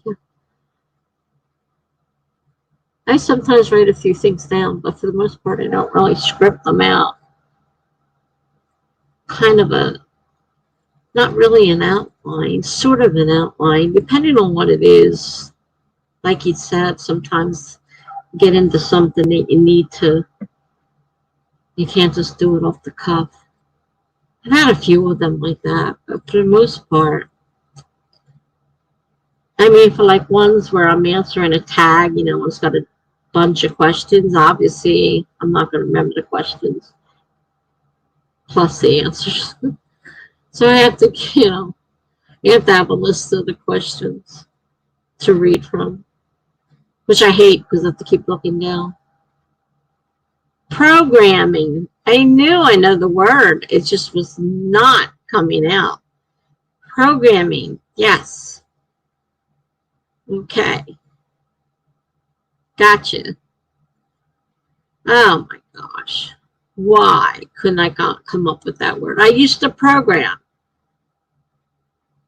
but I couldn't come up with that word. It just was not coming. These blood sugars are driving me bonkers. I have to stick myself again soon too, because I got to keep an eye. Because if I'm doing all these extra insulin, I could suddenly go the other way, and that's not any better.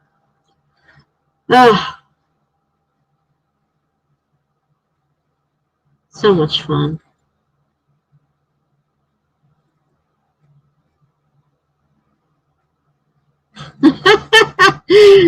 It's very funny. If you used to program, you must be reasonable at math. Math is my worst subject. And the thing with programming, here's the thing. Here we go again with words like trying to pick out of my head that don't want to come out. I knew how to program. I could get the answer to the program. I could get the program to run. But what is the word? Because I had to take a test in it before I could even join the class. And I had a terrible time. And I couldn't do, I forgot what it's called now. It's not coming. So let's say I need to get from A to B. Well, my brain would go to C and D before going to B. I get to the same place. I get the right answer. It would do what it's supposed to do. It just took it longer. I couldn't seem to figure out, and I can't get the word. The word is not coming. The best way to get from A to B. It always rambled off to C and D and whatnot before it got to B. So it eventually got there. It did what it was supposed to do. No, I never had calculus. Algebra, I barely passed the first one. Or vector operations. No, exactly, nothing. I had none of those things. I am lousy at math. Yeah, math needs to die, I agree. Your computer wouldn't work without it. Well, that's a whole nother issue. Algorithm, no, that's not the word I was looking for. I'm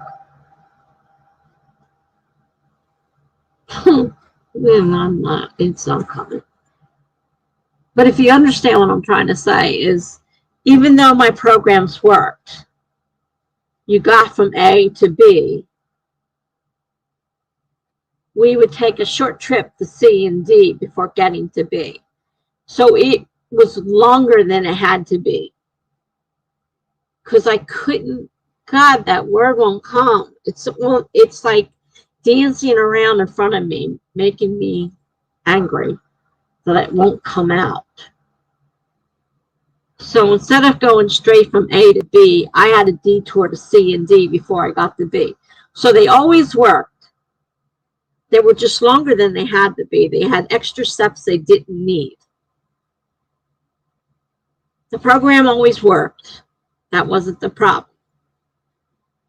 The problem was that my programming was longer than it had to be.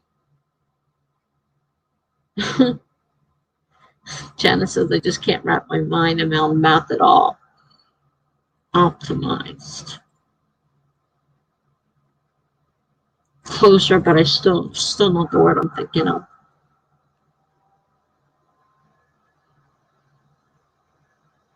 Because there were certain tests we had to take before we could be allowed in the program. And they totally freaked me out by saying, you have 5 minutes to do 5 of these stupid tests, equations, or whatever the heck they were. And if you didn't get them, 5 of them in 5 minutes, you failed. So the word fail registered in my mind. And, well, they certainly weren't efficient. Definitely not efficient. Too many words, too many stops, too many things, but they worked. I mean, I still passed the class with a straight A. I mean, that wasn't a problem. But I failed the test. And I'm like, what do you mean I failed my test? And what do you mean my daughter passed it? She's got so many issues learning and she passed it. They said, well, it was an average score, but she passed. I'm like, I don't understand this. I don't fail anything. And I had to go to a tutor. So I go to the tutor and we're working. And she goes, I don't understand why you're here. You know what you're doing. I said, because the stupid teacher said the word fail. And that lodged in my mind and I couldn't think. My mind stopped. So she said, okay, well, I'm going to make you good in all this. We're going to practice everything and you're going to take the test over and you're going to be perfect. So we worked on it and we worked on it. And these equations were hard. I mean, if you had this on this side, was it equal or greater than or less than? You know, you had to analyze these equations as to whether they were correct or not. So I only needed 5 right. 5. That's not very many, but I totally freaked out at the word fail. So I go back in for my second test. I whip through it. I get the test results back. She goes, I can't believe this. She says, you got the highest grade this school's ever had. I don't understand what just happened here. I said, and I told her, I said, teacher should not have said that. Should not have said, if you don't get 5 in 5 minutes, you fail. Because my mind just went into blank space. It couldn't function. I am intelligent. And that really upset me that happened. And it was all because of the stupid word fail. I freak out at fail. Fail is, don't say fail to me. And she said, you got the highest score we've ever had. Because everything got better because they worked with me on everything. She said, we'll work on it all. So, of course, I not only did the part I failed, but I got better scores on all the rest of the tests. So, you know, it turned from a fail, which she couldn't understand, to the best mark, grades the school ever saw. And I am not a stupid person. I am very intelligent. But sometimes there are problems, and there is a problem with my thought processes. I understand I had to get from A to B, and I got there. But I got there by going to C and D first. And I don't know if you understand what I'm trying to say. So, definitely wasn't efficient. It definitely had way too many lines in it and things that didn't need to be there. The word will probably come tonight while I'm sleeping. But for right now, it's not coming. So they all worked. There was nothing wrong with my programs. They just had extra stuff in them. And the whole idea is you want to make them as efficient as possible. They didn't want extra stuff in them, but they didn't fail me because there was extra stuff in them. My programs worked. They couldn't do anything about that. So yeah, that's it. I got there in a roundabout way. That's not the word either, but that explains what I'm trying to say. I got there in a roundabout way. I got there. I just took a little trip.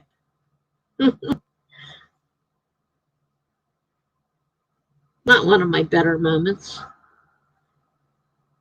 And I really didn't like programming. I really didn't like computer programming. I like web design. That was fun. But the computer programming part, ugh. And we had to learn, God, what is the name of that one? Wasn't even being used by most companies anymore.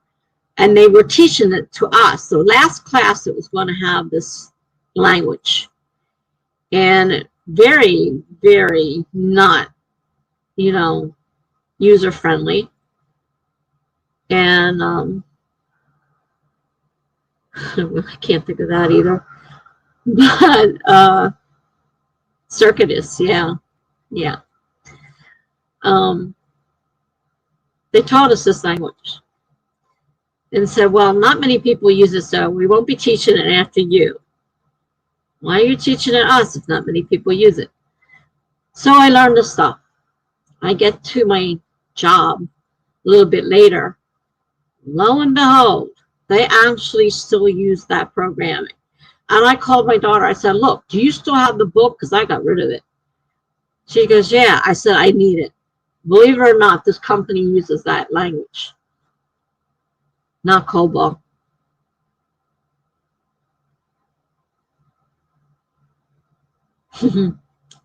Another thing's not coming to my mind right now. Wasn't COBOL though. And they still used it. So I took her book. I said, great, this is perfect. I need the codes in here. Because they were using an old-fashioned program. They used some stuff that was newer, but they were using a lot of old stuff. And this was, no, not basic. I'd like to say it started with an R, but I'm not sure that's right.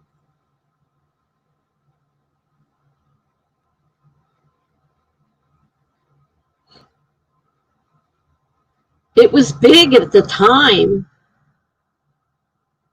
but it really,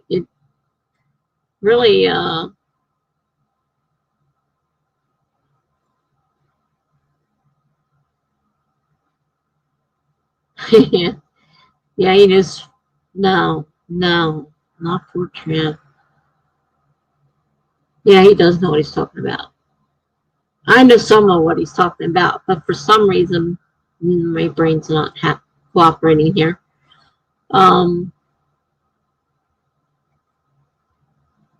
We learned JavaScript, we learned Java. Whatever this language I'm trying to think of, no, not alcohol. It's not coming. I can still see the screen and everything because it was like green. And it was very not user-friendly. You had to use coding, certain codes in certain places. It wasn't what did they call it? What did they call it? No, it wasn't. I don't think it was Pascal either, but I do know that one.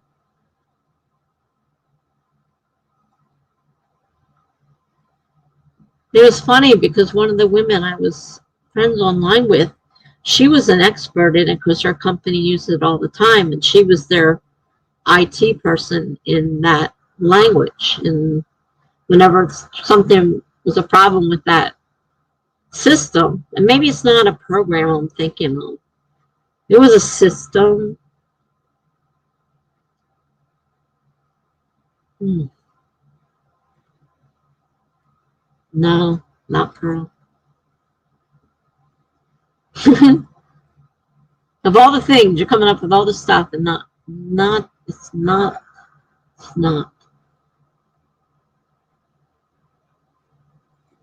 I don't even have that book. I don't have any of those books anymore. I don't have the job anymore. Most places don't use it anymore, I doubt. And I know I won't be working, so I don't really need it. Never heard of LISP. I don't know there's that many languages out there. Jeez.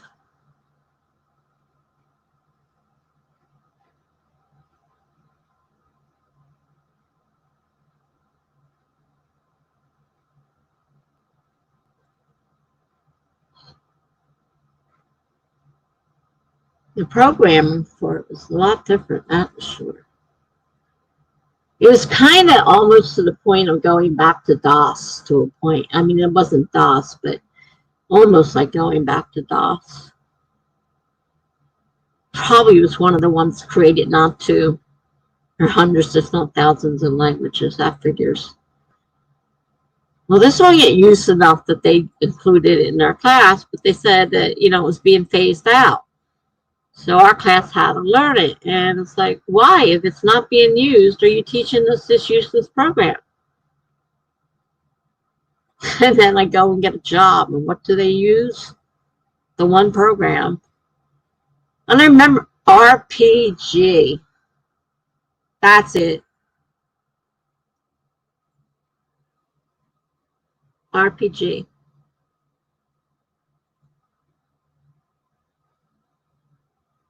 I told you I was right. RPG. Yes, that's the one. We had to learn that. But it's not being used by many people. And that was 20 years ago. So I really doubt it's probably around now. But I get a job using that stuff. So I had to get the book from my daughter. Just for simple stuff. They didn't do anything super fancy in there. But I had to add all of the product into the system using that program.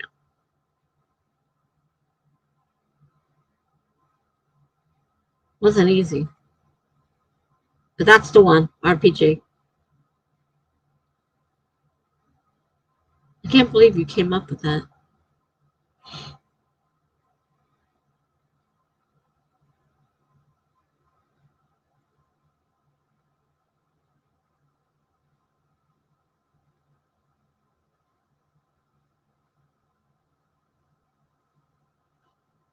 I don't remember what it stands for.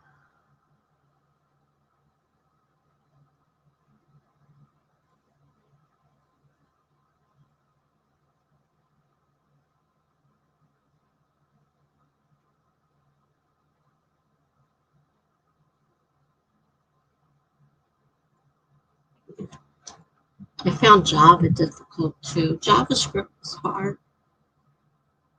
I don't like programming.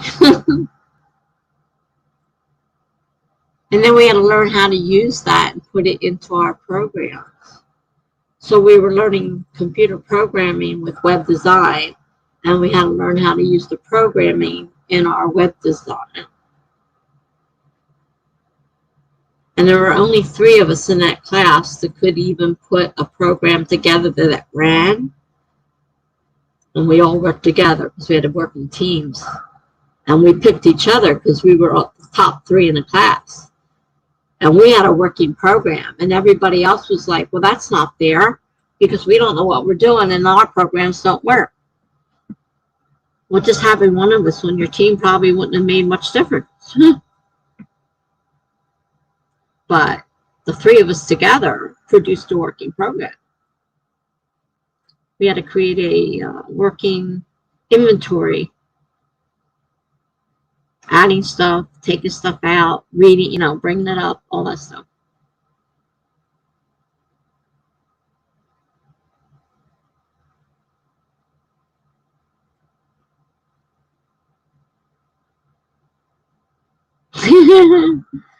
Yeah. Yeah, I'm not sure. We might have.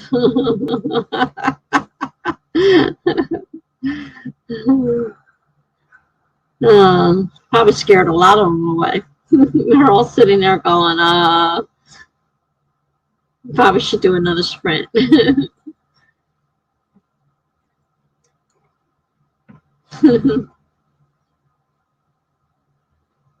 She's even still here.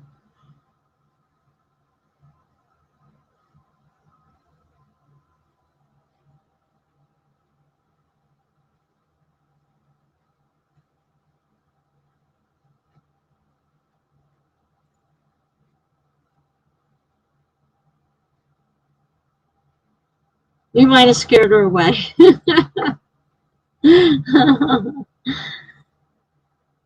Because it's still pretty early in her state. Oh, there she is. Okay. We thought we scared you away. Good night. Good night, Greg. Have a good night. See you later. Blue's still here. Okay. Got a couple. Greg's going, so we'll see him later.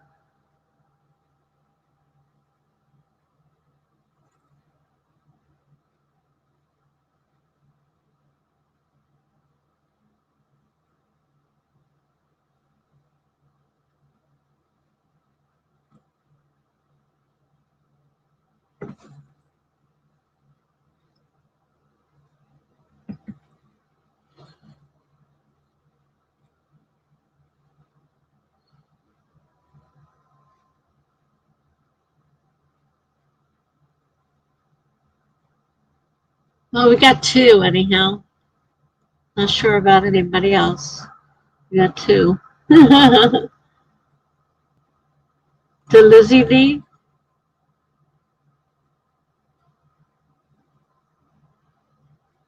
She said something about reading time. I haven't seen her since then, so she must have gone off to read.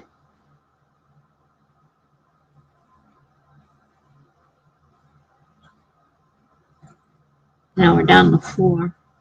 One's me, and you two. 3. Somebody's still here. If that thing's even right. I swear I think that thing's off.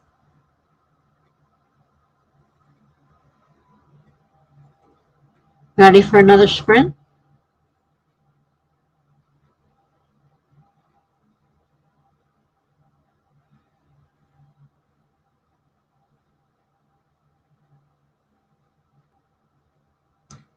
I gotta change an insulin pump this time. Jeez, one thing after another. And if it's still running, that means I'm not getting that insulin. Because it's empty. You already told me it was empty. Alright, I'm going to set another sprint. You guys can do what you want. I got to set a sprint because I got to get this thing changed.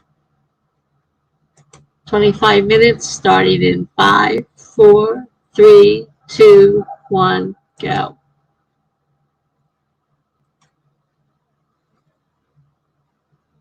Okay, good. Because I did it. I started it. It started. I'm going to sign myself. I'm going to put myself on mute. I'm not going to sign myself. I'm going to put myself on mute. You don't really need to watch me change my insulin pump.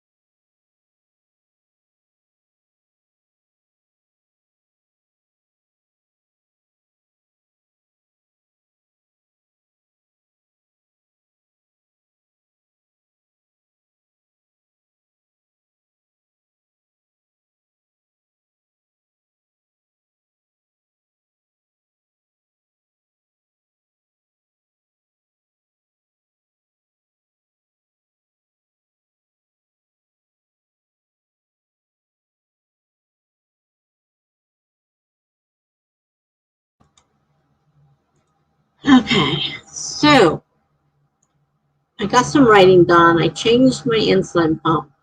I checked my sugar and it is coming down. So now I have to watch for it to suddenly drop. So I have to keep a really careful check on it right now because it could go just the opposite than what it was doing before. So I have to be careful. Elbereth is here. Hello. How are you doing? Just got done one sprint. Jenna says ridiculous. I got 344 and got up and did stuff. Now, it's still 344 words more than you had, and you got up and did stuff. So you're productive. Don't worry about it. Albert got almost 400. Wonderful. That's great. And you came in near the end, too. So good job.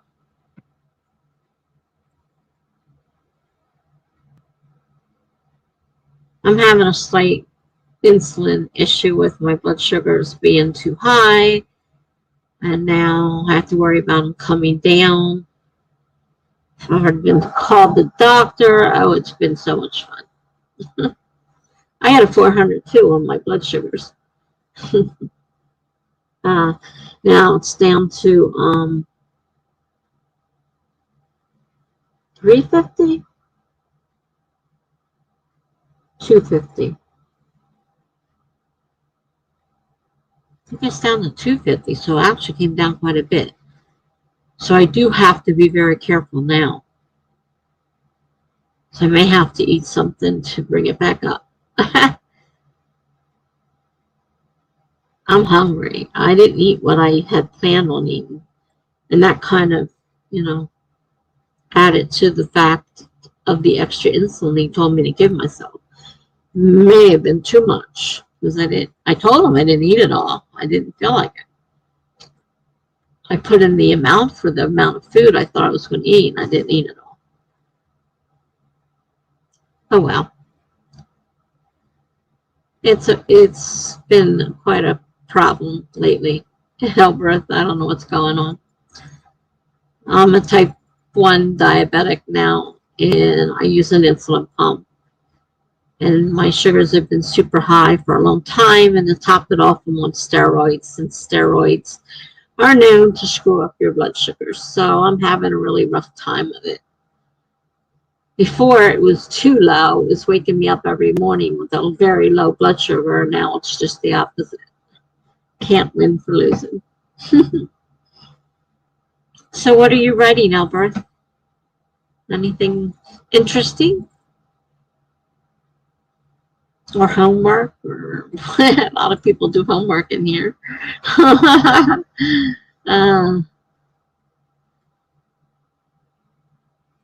I'm writing a novel, and I'm currently doing beta reader critiques that I got. And I'm finding a lot of mistakes that they did not catch. I know they're not supposedly, professionals and whatnot, but some of them really stuck out pretty. I don't even know how I missed them the first 100 times I read the story. But after being away for a month or so, I'm getting a clearer vision of what I wrote, and I'm finding extra things wrong. You're working on a 2-perspective love story set in France and Maine. Oh, cool. Right up Jenna's aisle. Jenna's a romance writer.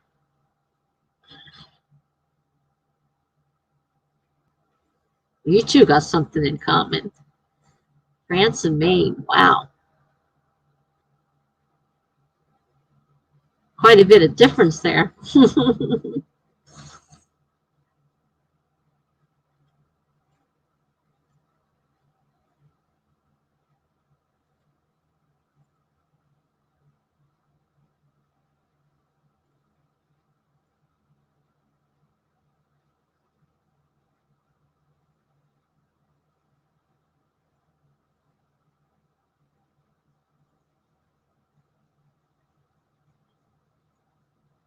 Jenna's our resident ghostwriter. She writes romance for other people, and they get all the credit.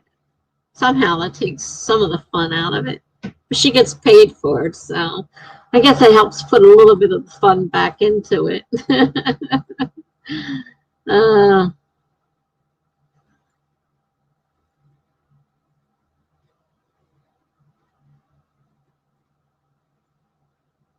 I think that would be the hardest part for me, is writing something and having somebody else's name go on it. You have to have, you have to let go. That would be hard. Letting go. Like, that's my story. Why is somebody else's name on it? And you could end up ordering a book and not even know that that was the book that you actually wrote. If they changed the title or something, you wouldn't even know it. I don't know if you title them or if they title them. But.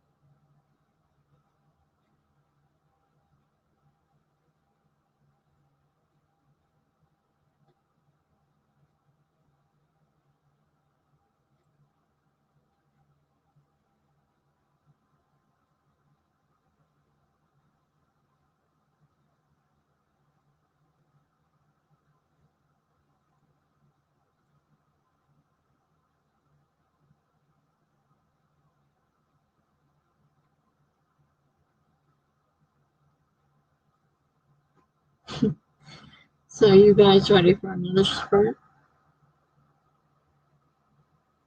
We don't need dead air here. There for a while, it was pretty wild in here. Between Lizzie and Clutcher, oh my goodness. Now they're both gone. It's quiet. It's all get out in here.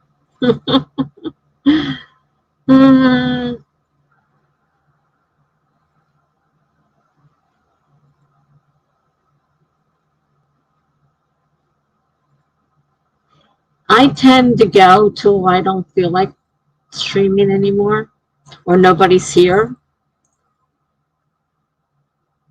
I didn't know they all left either. They just left. They didn't say anything. They just suddenly stopped talking. I'm like, what happened here? They're gone. Neither one of them said anything. So I don't know. I know Lizzie said something about reading time. She's liable to pop back in again, but it is getting late, so she probably won't. And Klacha, I don't know. I don't know what happened there. I think she was a little upset with certain things that were being said, but I'm not really sure. So the stream will last until I either get too tired or my blood sugar drops and causes a mess, and or nobody's here to sprint with anymore. According to the thing, there are 2 people here, so everybody else is gone, so it's just you guys, I guess. Which I guess Blue lost a lot too. If that thing's right. I don't think that timer's right, counter's right half the time. So we've got at least a couple more sprints for sure.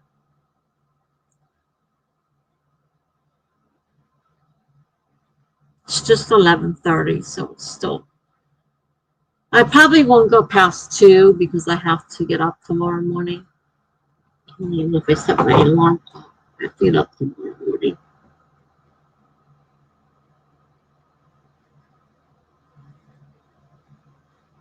No, I did not. I figured out how much time I had to leave. What was it now? 1:30, 12:30, 11:30. Get up at 11:30. All right, timer set. Yeah, feeling better. Sugar's coming down slowly. Let's see what it is now. I'm at 250, which is still high, but it's not bad. I can live with 250 at this point. I could not live with 400 something. No. But I have to keep an eye on this because if it suddenly drops, I'm going to be in worse shape than it being high. So I do have to keep an eye on it, but it's currently still high. Because he had me give myself extra insulin, and I didn't eat all the food I had put in there to figure out what I should need it.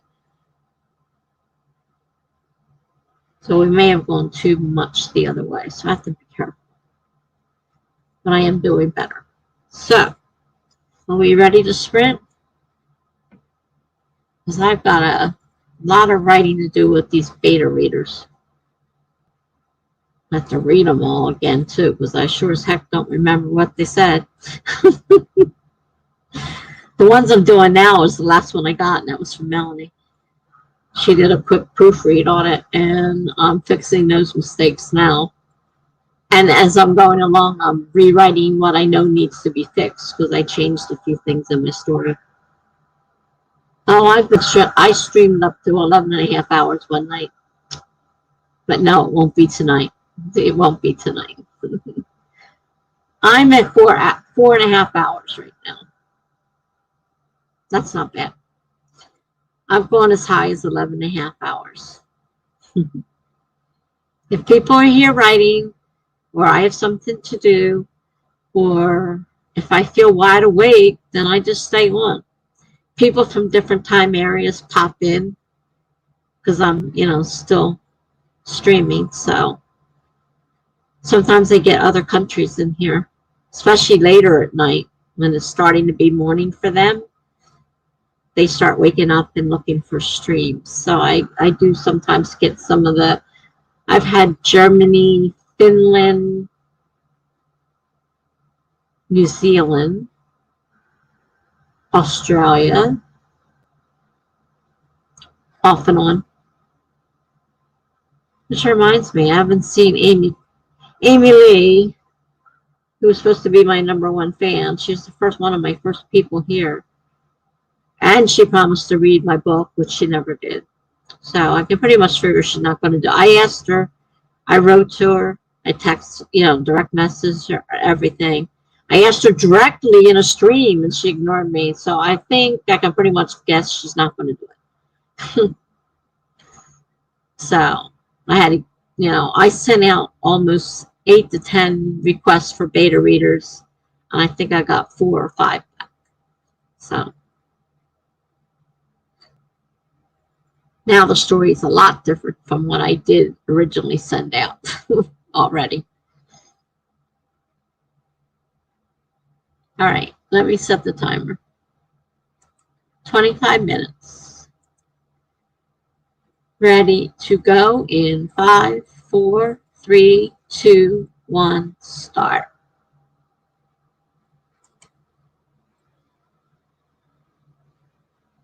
Okay, I'm getting a headache. I wonder if that's a screwing up with the blood sugars going up and down, up and down. Giving me a headache.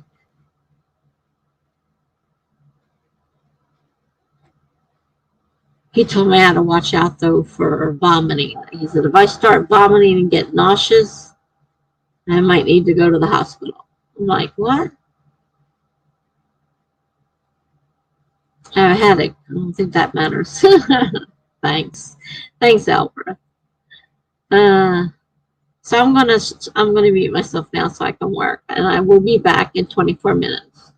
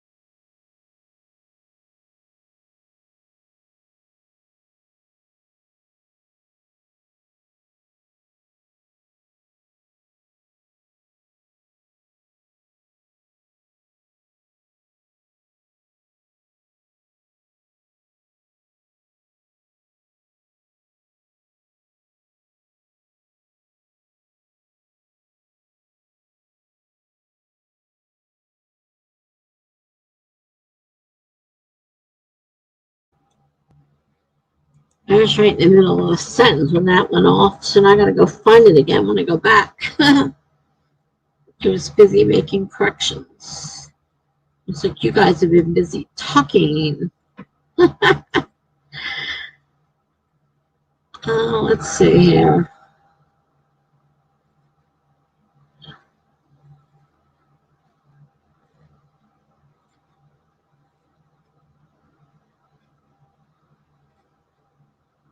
Blue said, sorry, I needed some self-care, but I am back.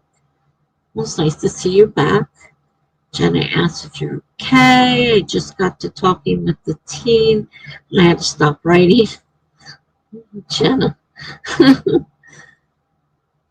Blue says, I just need to take care of myself and my poor back so I could settle into one spot for the rest of the evening. Jenna says, it's so hard to do. I have a jacked up back. Yeah, I have constant back problems too. Have for years, many, many years. I had chronic pain all my life. When I was in my 30s, though, I really hurt my back bad at the factory. And that's when things got really, really bad. I was out of work for a while on disability. I had a lot of physical therapy, and I had to wear a back brace to work, or they would not allow me to continue my job. That was the conditions that they set, was that you must wear a back brace. And if I got caught without one, I was in serious trouble. So I wore a back brace, but it really didn't fit me well. I've got one now too, but it doesn't fit. I mean, it's not made for small people with short waists. So it covers my boobs. I mean, come on now. Don't fit right. Jenna says, good, I'm glad you're getting better. Jenna says, I just had to go to the Chiron. I just go to the Chiron and take loads of CBD bears. Yeah, I took those bears and they didn't really help. But they tasted good, but they're very expensive. Blue says, definitely better than pain meds for sure. Yeah, see, that's where I'm at now. I'm on pain meds. Heavy duty opioids. I constantly have to piss in a cup. Just did that yesterday. Fun. Fun, fun. Jenna says, yep. Jenna says, we were talking about creepy men and the fact that we have to be careful because of them.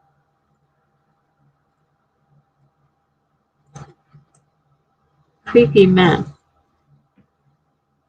Oh, your daughter and you? I'm like, who's talking about creepy men? I didn't see any mention of creepy men in here. You mean your daughter and you? There's a lot of creepy men out there for sure. I've met a lot of them in my lifetime. I don't know. This is stalkers. You know, I had a stalker when I was young. I forget what age I was. And my parents called the police because this person, man, would come to my house every day, and I would come out of the house, and he'd follow like 5 feet or so from me in his car. And the police called, they called the police. They said, look, he's following her within feet, you know, like 5 feet. He's right there next to her all the way to school and all the way home. And they're like, ma'am, I'm sorry, but unless that man touches her, we can't do anything.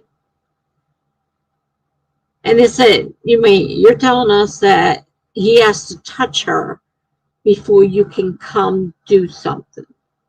They said, yep. So the police aren't much help in situations like that. That's why so many people get killed by stalkers, because they can't do anything until they touch you. And so if they touch you and kill you, well, oh well. Jenna says, I love that she's older. A little easier to understand at this point. Make her understand. But I'll tell you, I couldn't have been more than 12 or so. And this guy followed every day. I guess he finally got tired. He never touched me, so. But he did that for a long time, followed me back and forth to school right next to us as we walked. I wasn't alone, thankfully. I walked to school with a friend.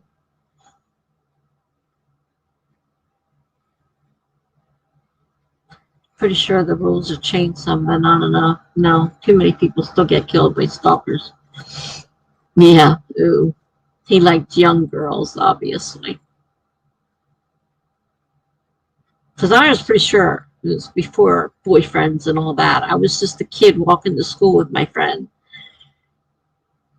So somewhere in the 10 to 12 age. Well, let's see. I was going to high school. So I was out of 6th grade. How old are you in 6th grade? And I was probably about 12. Roughly 12 years old. And this guy followed me. And my parents kept calling, and they said, look, unless he touches her, we can't do anything. He's allowed to be on the street.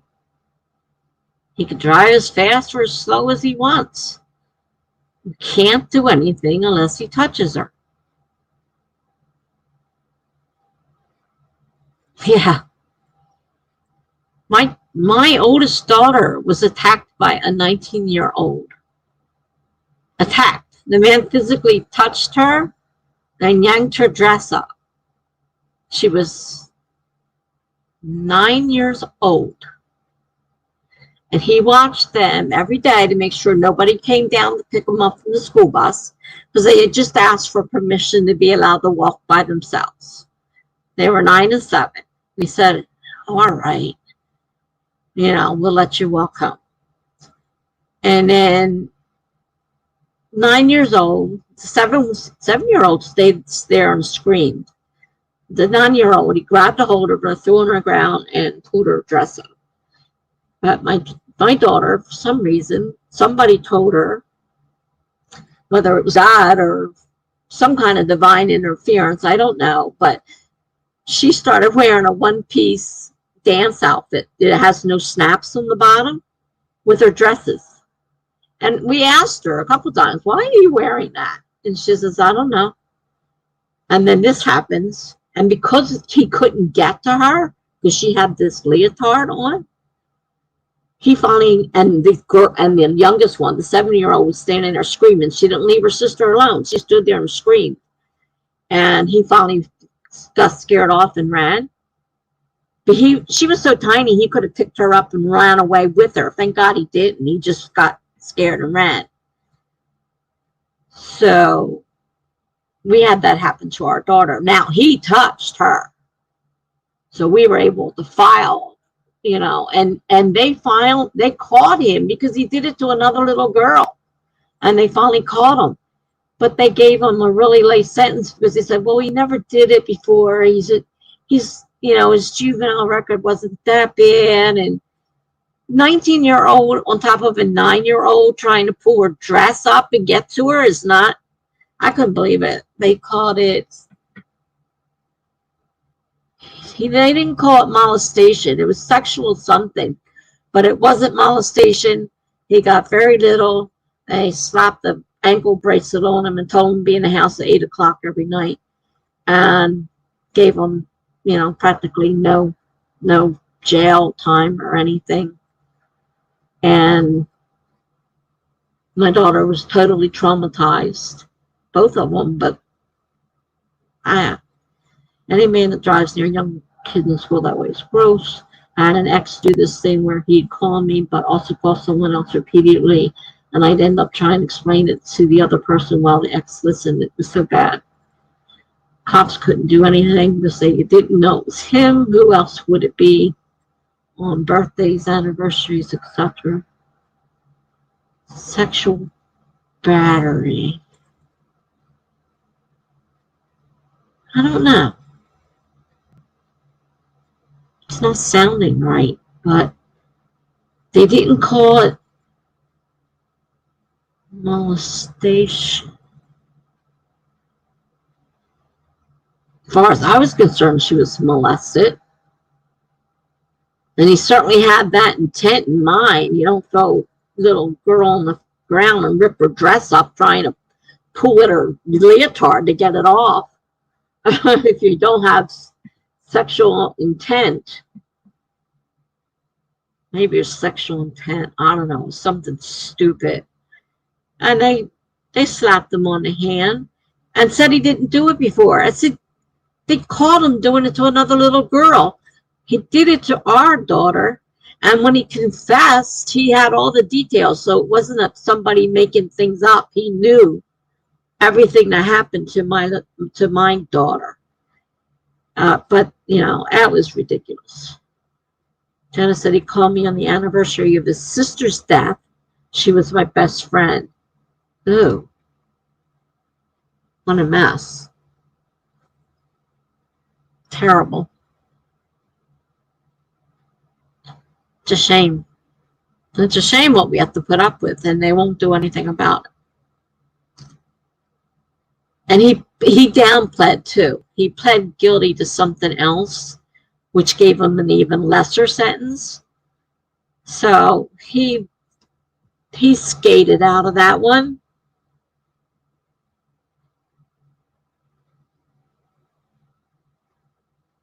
It's terrible. Yeah, I don't doubt it. I've been almost raped 3 times. Once really close. So I have PTSD, and that's what triggered my borderline personality disorder. I already had bipolar, and when you're in your teens, roughly, that borderline will come, especially if something traumatic happens. And I think almost being raped to the point that they got to by 3. Well, let's put it this way. 2 guys physically tried to rape me. And 1 guy used the mental, was the one I ended up marrying, used the mental thing. And as far as I'm concerned, the mental thing was worse than the physical.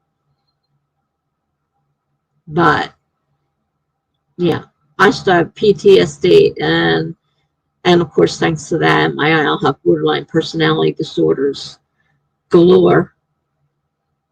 So it's bad enough I had bipolar disorder. I had to get all this other crap on top of it. Jenna says, I've only had the obsessed stalkers, but never the kind that approached me.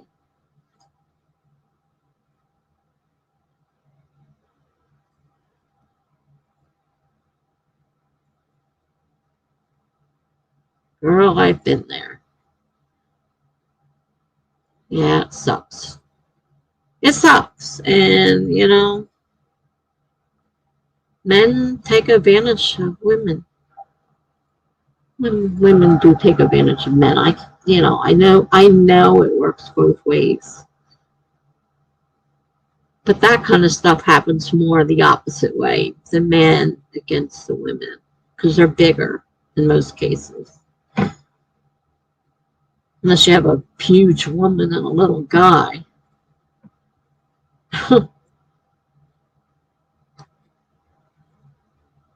Exactly. That's what I said. The verbal and emotional stuff is far more hurting than the physical abuse. You can heal your physical, but the emotional, when you hurt your brain, does not respond the same way. And that's what one of the things that does irk me about therapy is they try to tell you, oh, just forgive and forget. Just, you know, it doesn't work like that. And they should know better than that. But they do try that in therapy. Oh, just forgive them and forget. It was a long time ago. Surely, no. It is very clear in my mind what happened to me. And I am very upset about what happened to me. And I'm not going to forgive him. I don't care that he was young. I was young too. You know, him being young doesn't give him the excuse to do what he did to me. Crap. Really sucks. Yeah, I like my therapy too. because I haven't had therapy in over a year now, and I have to deal with it on my own. Maybe later I'll get a therapist again, but for now I'm on my own. I have one of the, I think it's DBT. I have, if I can find that book, I think I still have that book. I should probably try going through the book myself and see if it helps any. My therapist was going to help me with it. She wasn't a DBT therapist, but she was going to help me with it. So we did a few exercises, but never got very far.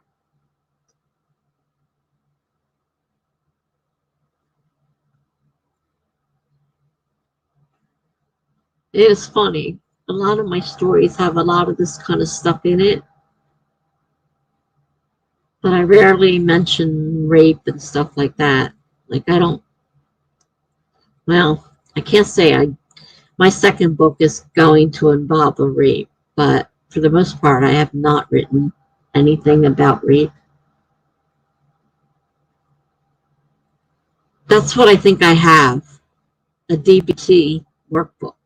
I just have to go through my books and see if I can find it.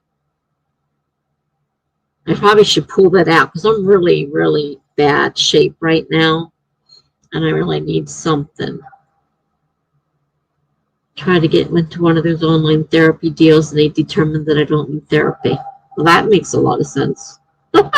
You would think they'd want everybody to be in therapy so they could get the money.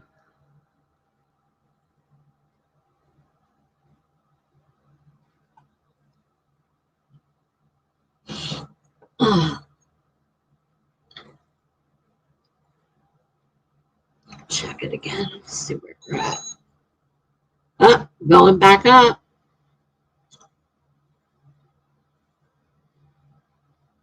Well, it's good in some ways because going down would be bad. He doesn't want me to go below 200 right now with the problems I'm having and not being able to control the insulin. So the fact that it's going up is probably better, even though I don't like the idea it's going back up again. Still only 251. It's not that bad. It did come down from the 405. So. Yeah, I'll have to look for that book. Write myself a note. Let's join my other thousands of notes here. That's what, yeah, I'm pretty sure it was a workbook with stuff to work through. She was going to help me, but it never happened.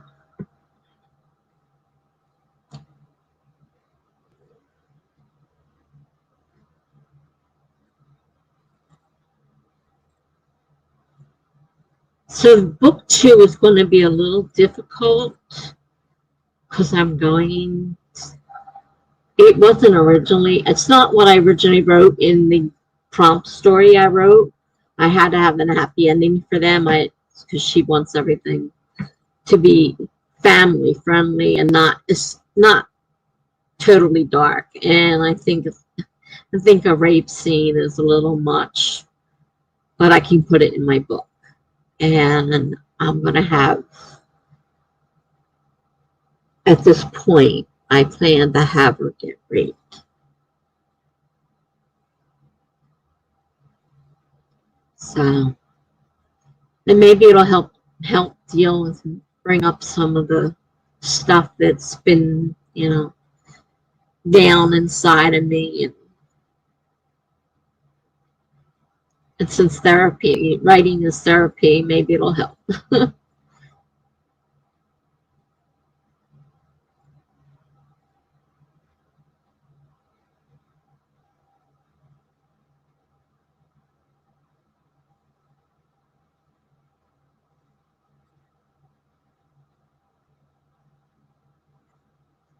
My psychiatrist cut my antidepressant in half to see, because he told me one of my problems why I can't stay awake is because I have so much sedating medicine.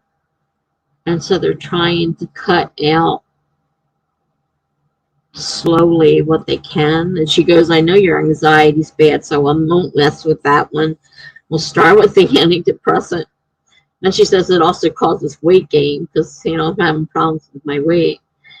And she says maybe, we can bring it down and still get a little help from it without causing a lot of, but there's still more. I mean, that's only one out of like 5. I think 4 or 5 of the drugs I take are sedating. And I was doing research to find a knockout drug for my story. And 3 of the medicines I take are listed as knockout meds if you get enough of it. I'm like, wow, no wonder doctors saying that but I said, but I've been taking some of these for 10 years. It doesn't matter, it can change at any time. So, writing is a great release. Yeah, it's going to be hard though, I think.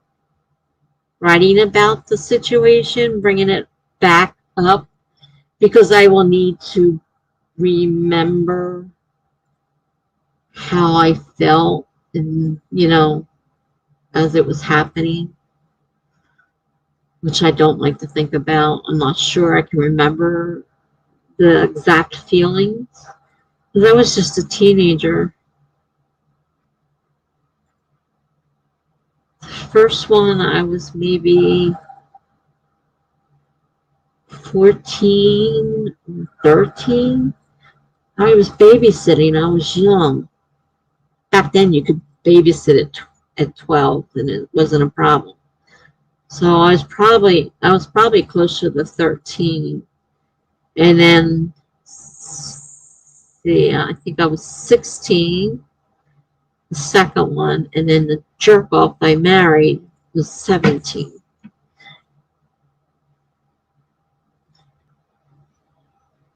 And then you get someone that reads whatever it is and it helps them.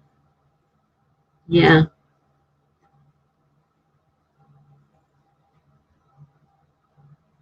Why don't I have to put a trigger warning on there?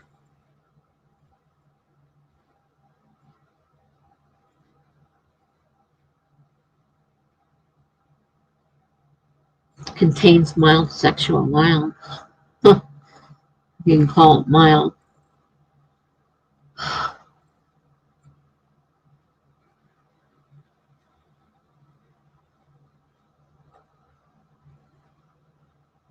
That's in the second one. And in the third one, actually, depending on how that goes. No, I don't think it's going to get to a rape. Maybe? Maybe not. Not sure.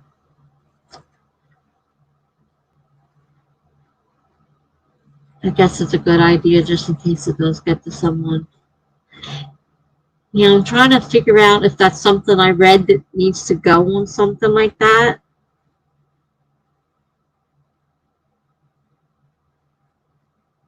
Because for the most part, mine aren't sexually explicit. But if you do a rape scene, it's going to be a little bit more sexually explicit than... It might be harder than I realized to write that story. That's the plan I have for it right now. But I may not be able to do it. I'll just have to wait and see when I try to write it what happens. I'm not really sure that I can do it.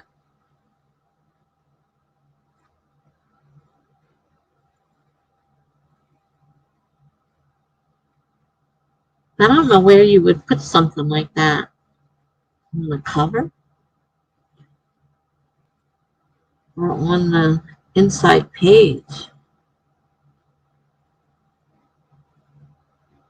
I really wouldn't want it on the cover.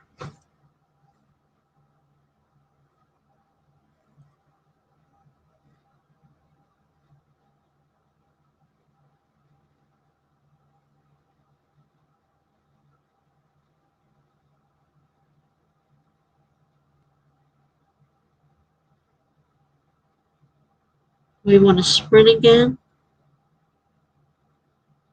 I'm getting hungry. He told me not to eat anything else.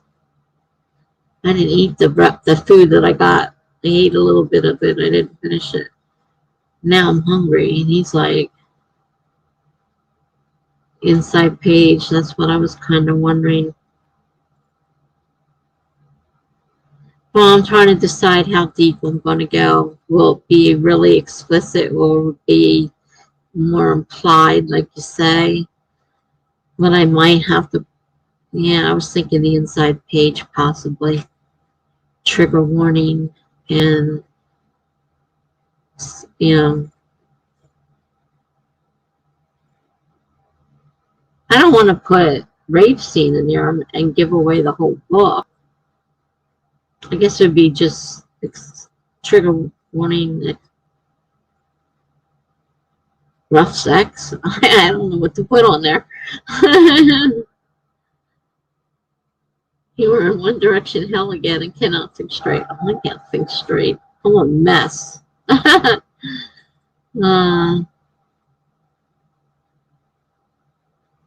I'm definitely a mess. I got a lot done today, though. I'm glad to say that I got a lot done.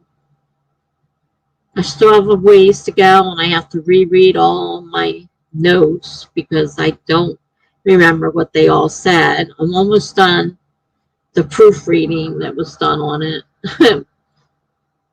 Some of those have already been fixed, have already been caught. Say the book contains darker sexual whatever. I may have to think about that. I wonder if there's something online that might give an idea of what to write, you know. Because I've read books like that, but I don't know if there was ever anything on them. I don't really know. I remember seeing it someplace, and I think it was somebody talking about it.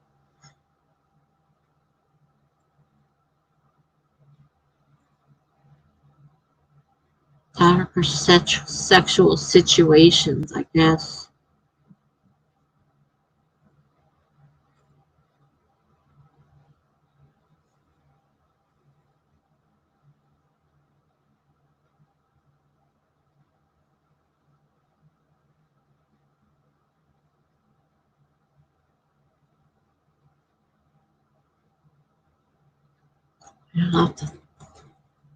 I have to see what I can find about that, because they may have to put a warning on it if I decide to go ahead and get explicit with it.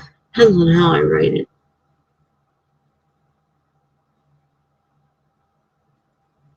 Still trying to figure that part out.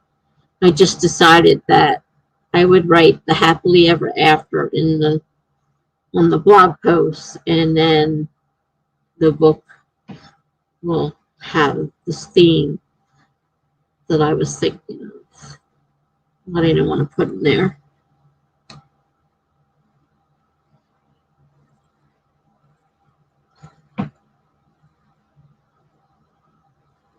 Everybody loves my little serial stories. They're like, you got little twisty, bendy things all over the place. I really love it. I'm like, thank you. I'm glad nobody's yelling at me or offended or anything like that. I get a lot of people say, I hope she followed that niggling little feeling and didn't do, you know. And I'm like, well, I hate to tell you. I mean, she did follow the niggling doubt and did not go out with him, but unfortunately something happened. But she doesn't die, so she's not going to die. Don't worry about that. She's not dying. But it's not going to be pretty. Which is why I got to be careful, because that's another one of those with the family-friendly thing. And I have to kind of talk about it a little bit, but not really get deep into it. Blue says, one of the books in my post-apoc series has themes of rape and oppression of women. I don't know if I'll ever actually put it out. It was too dark in the beta. Yeah, I'm, like I said, planning a rape for the second book. And possibly the third.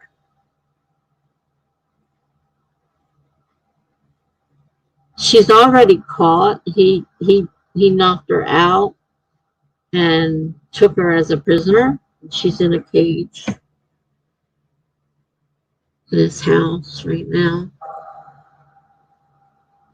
I'm not sure. My friends seem to think I should include the whole thing. They wanted me to make a whole book out of it. So I don't think I have enough to do a whole book from that little, short story that I read them. They said, well, at least put it in there somehow. So I'm trying to put that story in my book, well, it'll be a book eventually. It's in my blog right now. It's a short story. But thinking about putting in it. That's what I'm trying to do right now. And might get around 2 o'clock. She'll put the next one out. I had to stop. I'm all caught up. She'll put the next one out at 12 o'clock. At around 2 to 3, I think she puts it out usually. But she's in the UK. Yeah, there's plenty of dark books out there. They're well liked.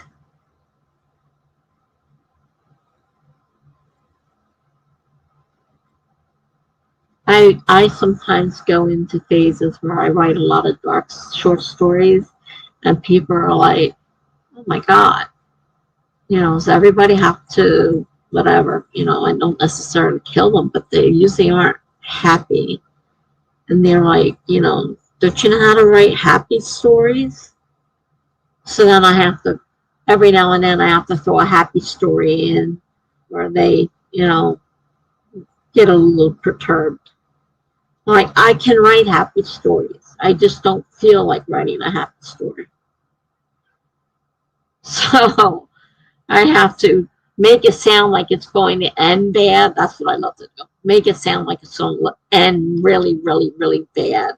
And then do that last little twist. And then they really like that because they like that little twist at the end that becomes happy. Well, you got all kinds of readers, and some people don't, and some people tell you about it. And if I start getting really, really depressed and not necessarily noticing it, but my stories get darker, and somebody will make a comment like, don't you know how to write a happy story? I'm not in the mood to write a happy story.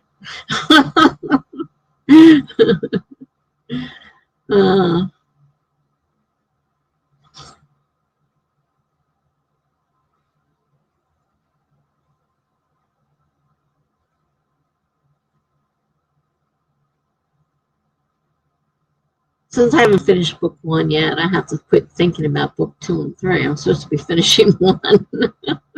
Usually 1 comes first. I mean, technically, I guess these could be in different orders, but it is the first one I wrote. And it kind of takes, like Lizzie wants to do, a small town story, but it won't be a romance. It's a mysteries and murder on a romance theme. Not a lot of romance goes on, and the books aren't like full of sex and stuff. They're more mystery and little love thing maybe going through it, but they're definitely not romance stories.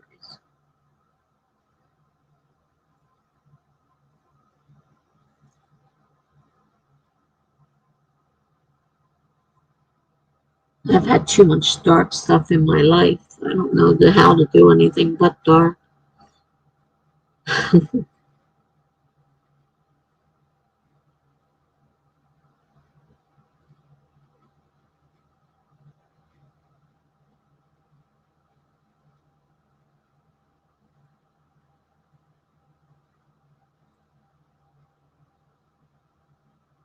if we want to sprint again.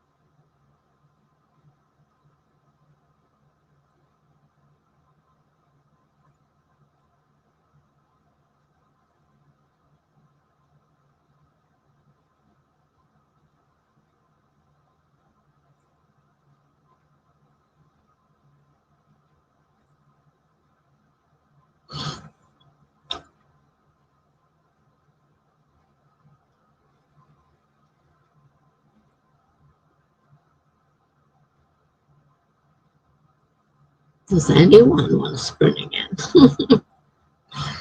I know Blue's reading.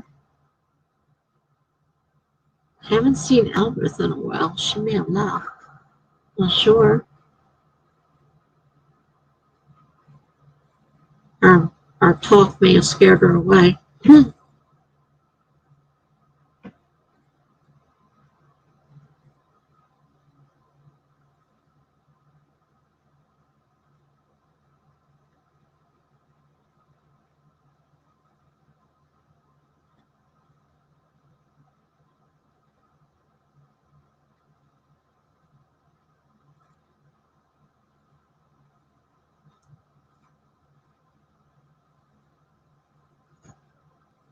I don't know what the temperature's going to be tomorrow. I have to go out.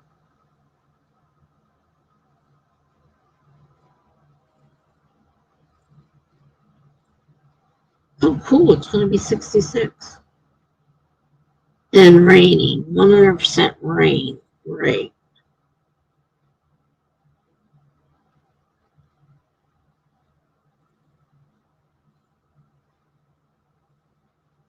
Starting at 11 a.m. Of course it's going to start when it's time for me to go out.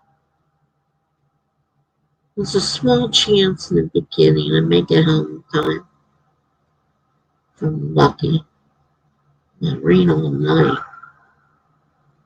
Jeez. It's 48 degrees now.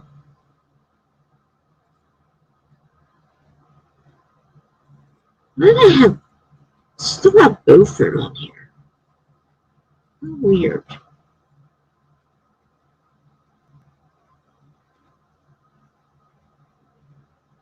That didn't do it.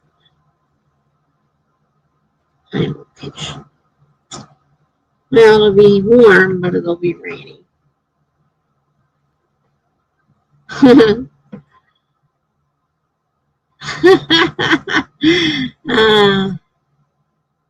Genesis, I can't hear. Wait a minute. It just hit the 75% marker of the book I'm reading. Blue says. And Genesis, I can't hear myself think I'm going to log off and suffer. Genesis, you be streaming Thursday. No, I plan on it. Blue says, planning on opening Jen's book next week. Oh, well, there's Klachen. Ola. Jenna writes, that makes me nervous, Blue.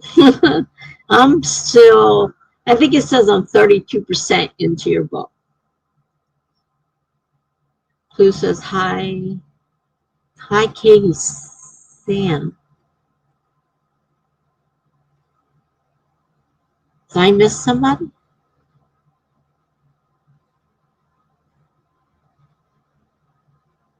No, I don't see anybody named Katie Sam. What are you talking about?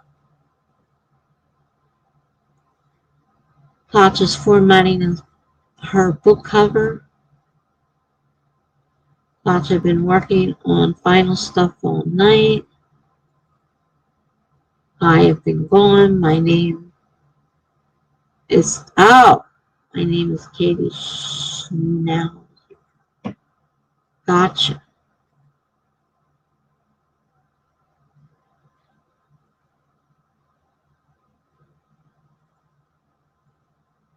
Blue says to Jenna, I'm excited for it.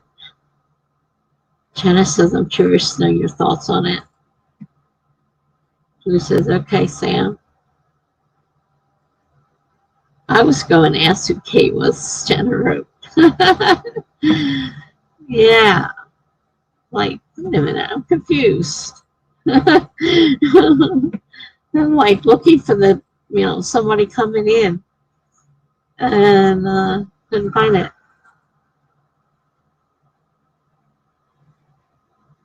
He says, I missed you today. Dakota. I said it was Katie on Blue's True Tale stream one time. Oh, okay. I was going to say, I've only known you as Quatcha.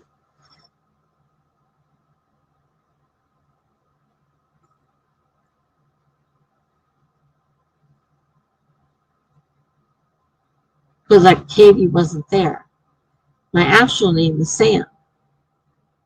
Schnauzer is neither of my names. What are you trying to do? Mess with my head? My God. I'm having enough brain problems without trying to do riddles.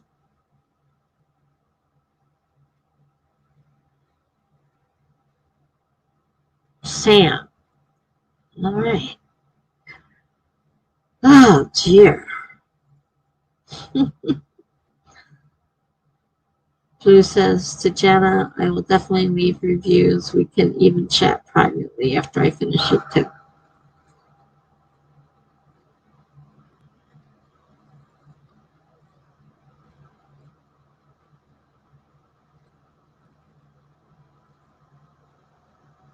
Yeah, I'm still working my way through it. I haven't been reading much of anything, so even in the hospital, I didn't read that much, considering.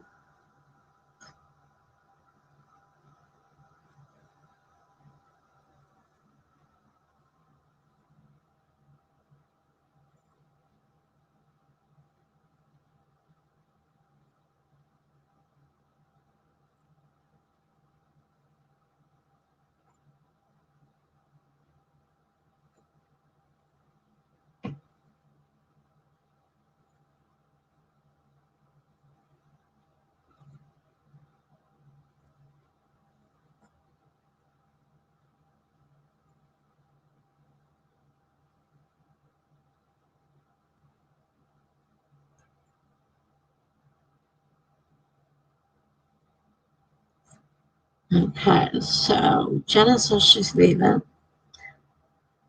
She's not going to sprint. So that would be great. To Blue.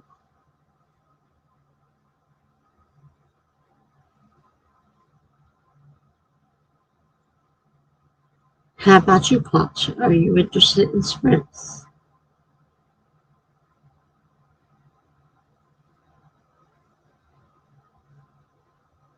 Because if nobody's interested, then I might as well end the stream. No sense keep going if nobody's interested.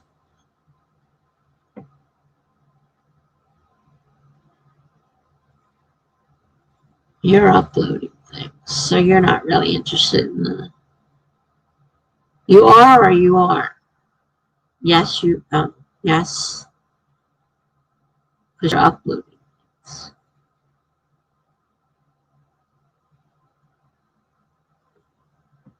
All right. Well, I will start a stream, a sprint, whatever the hell you call those things. Jen, I guess you're leaving, so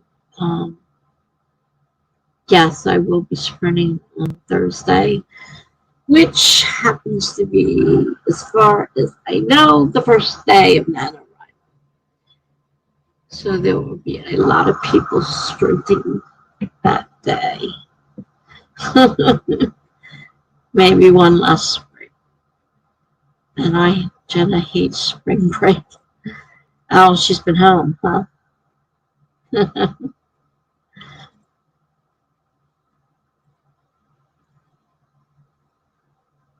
All right, well, if you're not here when I come back, Jenna, I'll see you later. Or YouTube, if you decide to leave. I'm going to go ahead and start a sprint for the probably the last sprint. I'll go ahead and start one. 25 minutes starting in 5, 4, 3, 2, 1, start.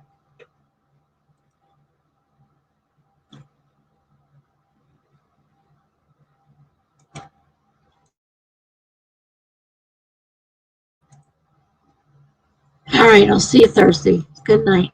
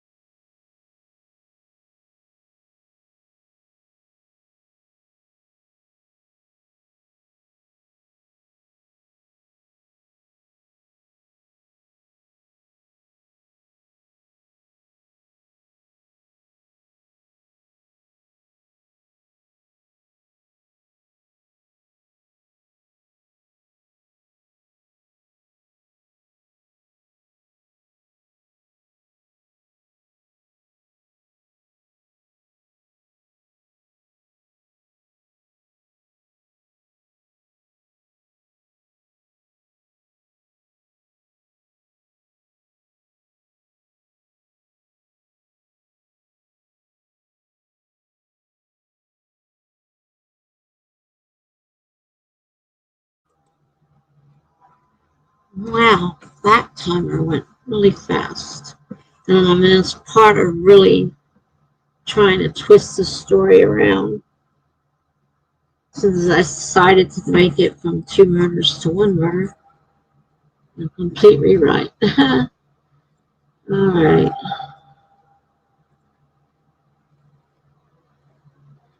What in the world?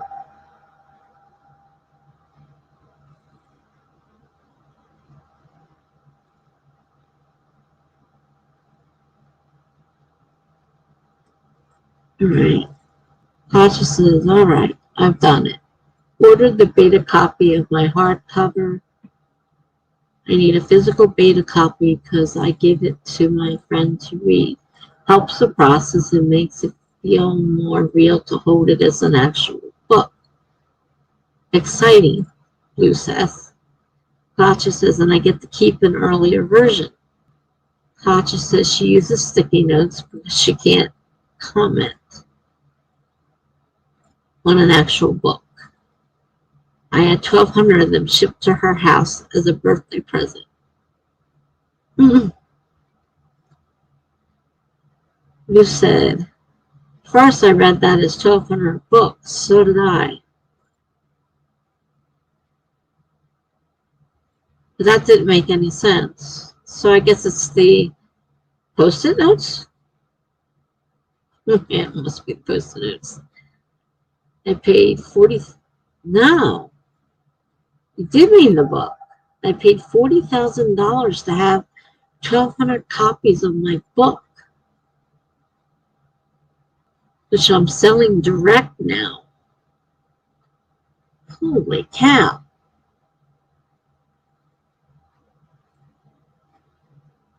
Out of my garage, Katie's books. Blue says bold. Hope to sell 3 by Christmas, Clutch says. Out of my garage bookstore. Oh my gosh. That only sells 1 book. I do the KDP order, and I'm way too lazy right now.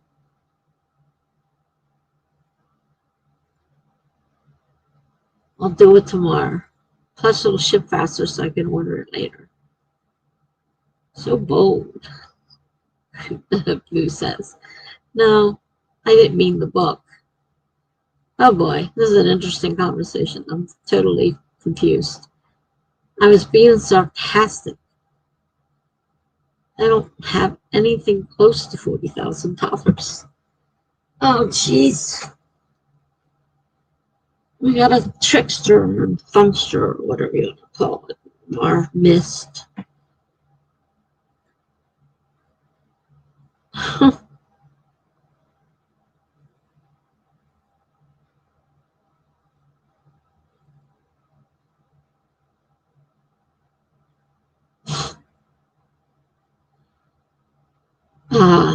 I guess we're back to Post-it notes. I don't know. This conversation is a little weird.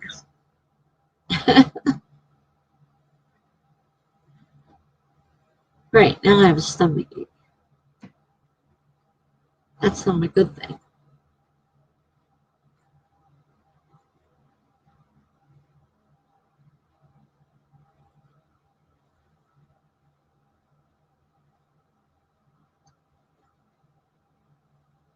Yeah, I think it's time to go to bed too. Definitely. You're writing crazy stuff. I don't feel well.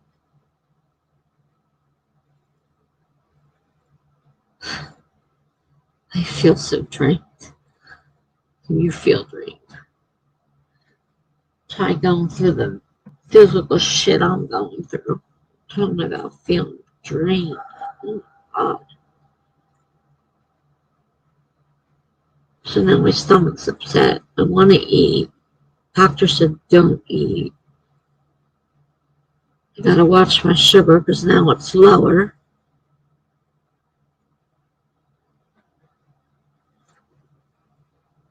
Dropped anymore or it's going back up. Uh-oh. Big time drop. Oh, that's why I'm not feeling well. Dropped about 100, almost 100 points.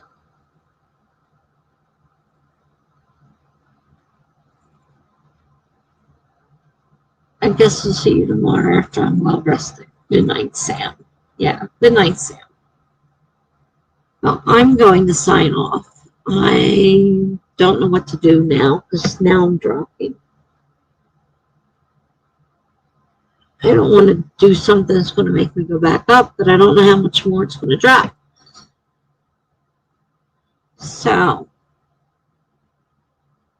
my name is Katie. Good night, Katie Sam. Yeah, I second that. Good night, Katie Sam. All right, good night, Blue. I'm going to stop this sprint because I'm not feeling well. And it's late, so I really shouldn't be up doing this. So I think I'm going to end the whatever we're doing live stream now. So good night, Blue. Good night. You'll see Devin in your dreams, I'm sure. Good night. Good night.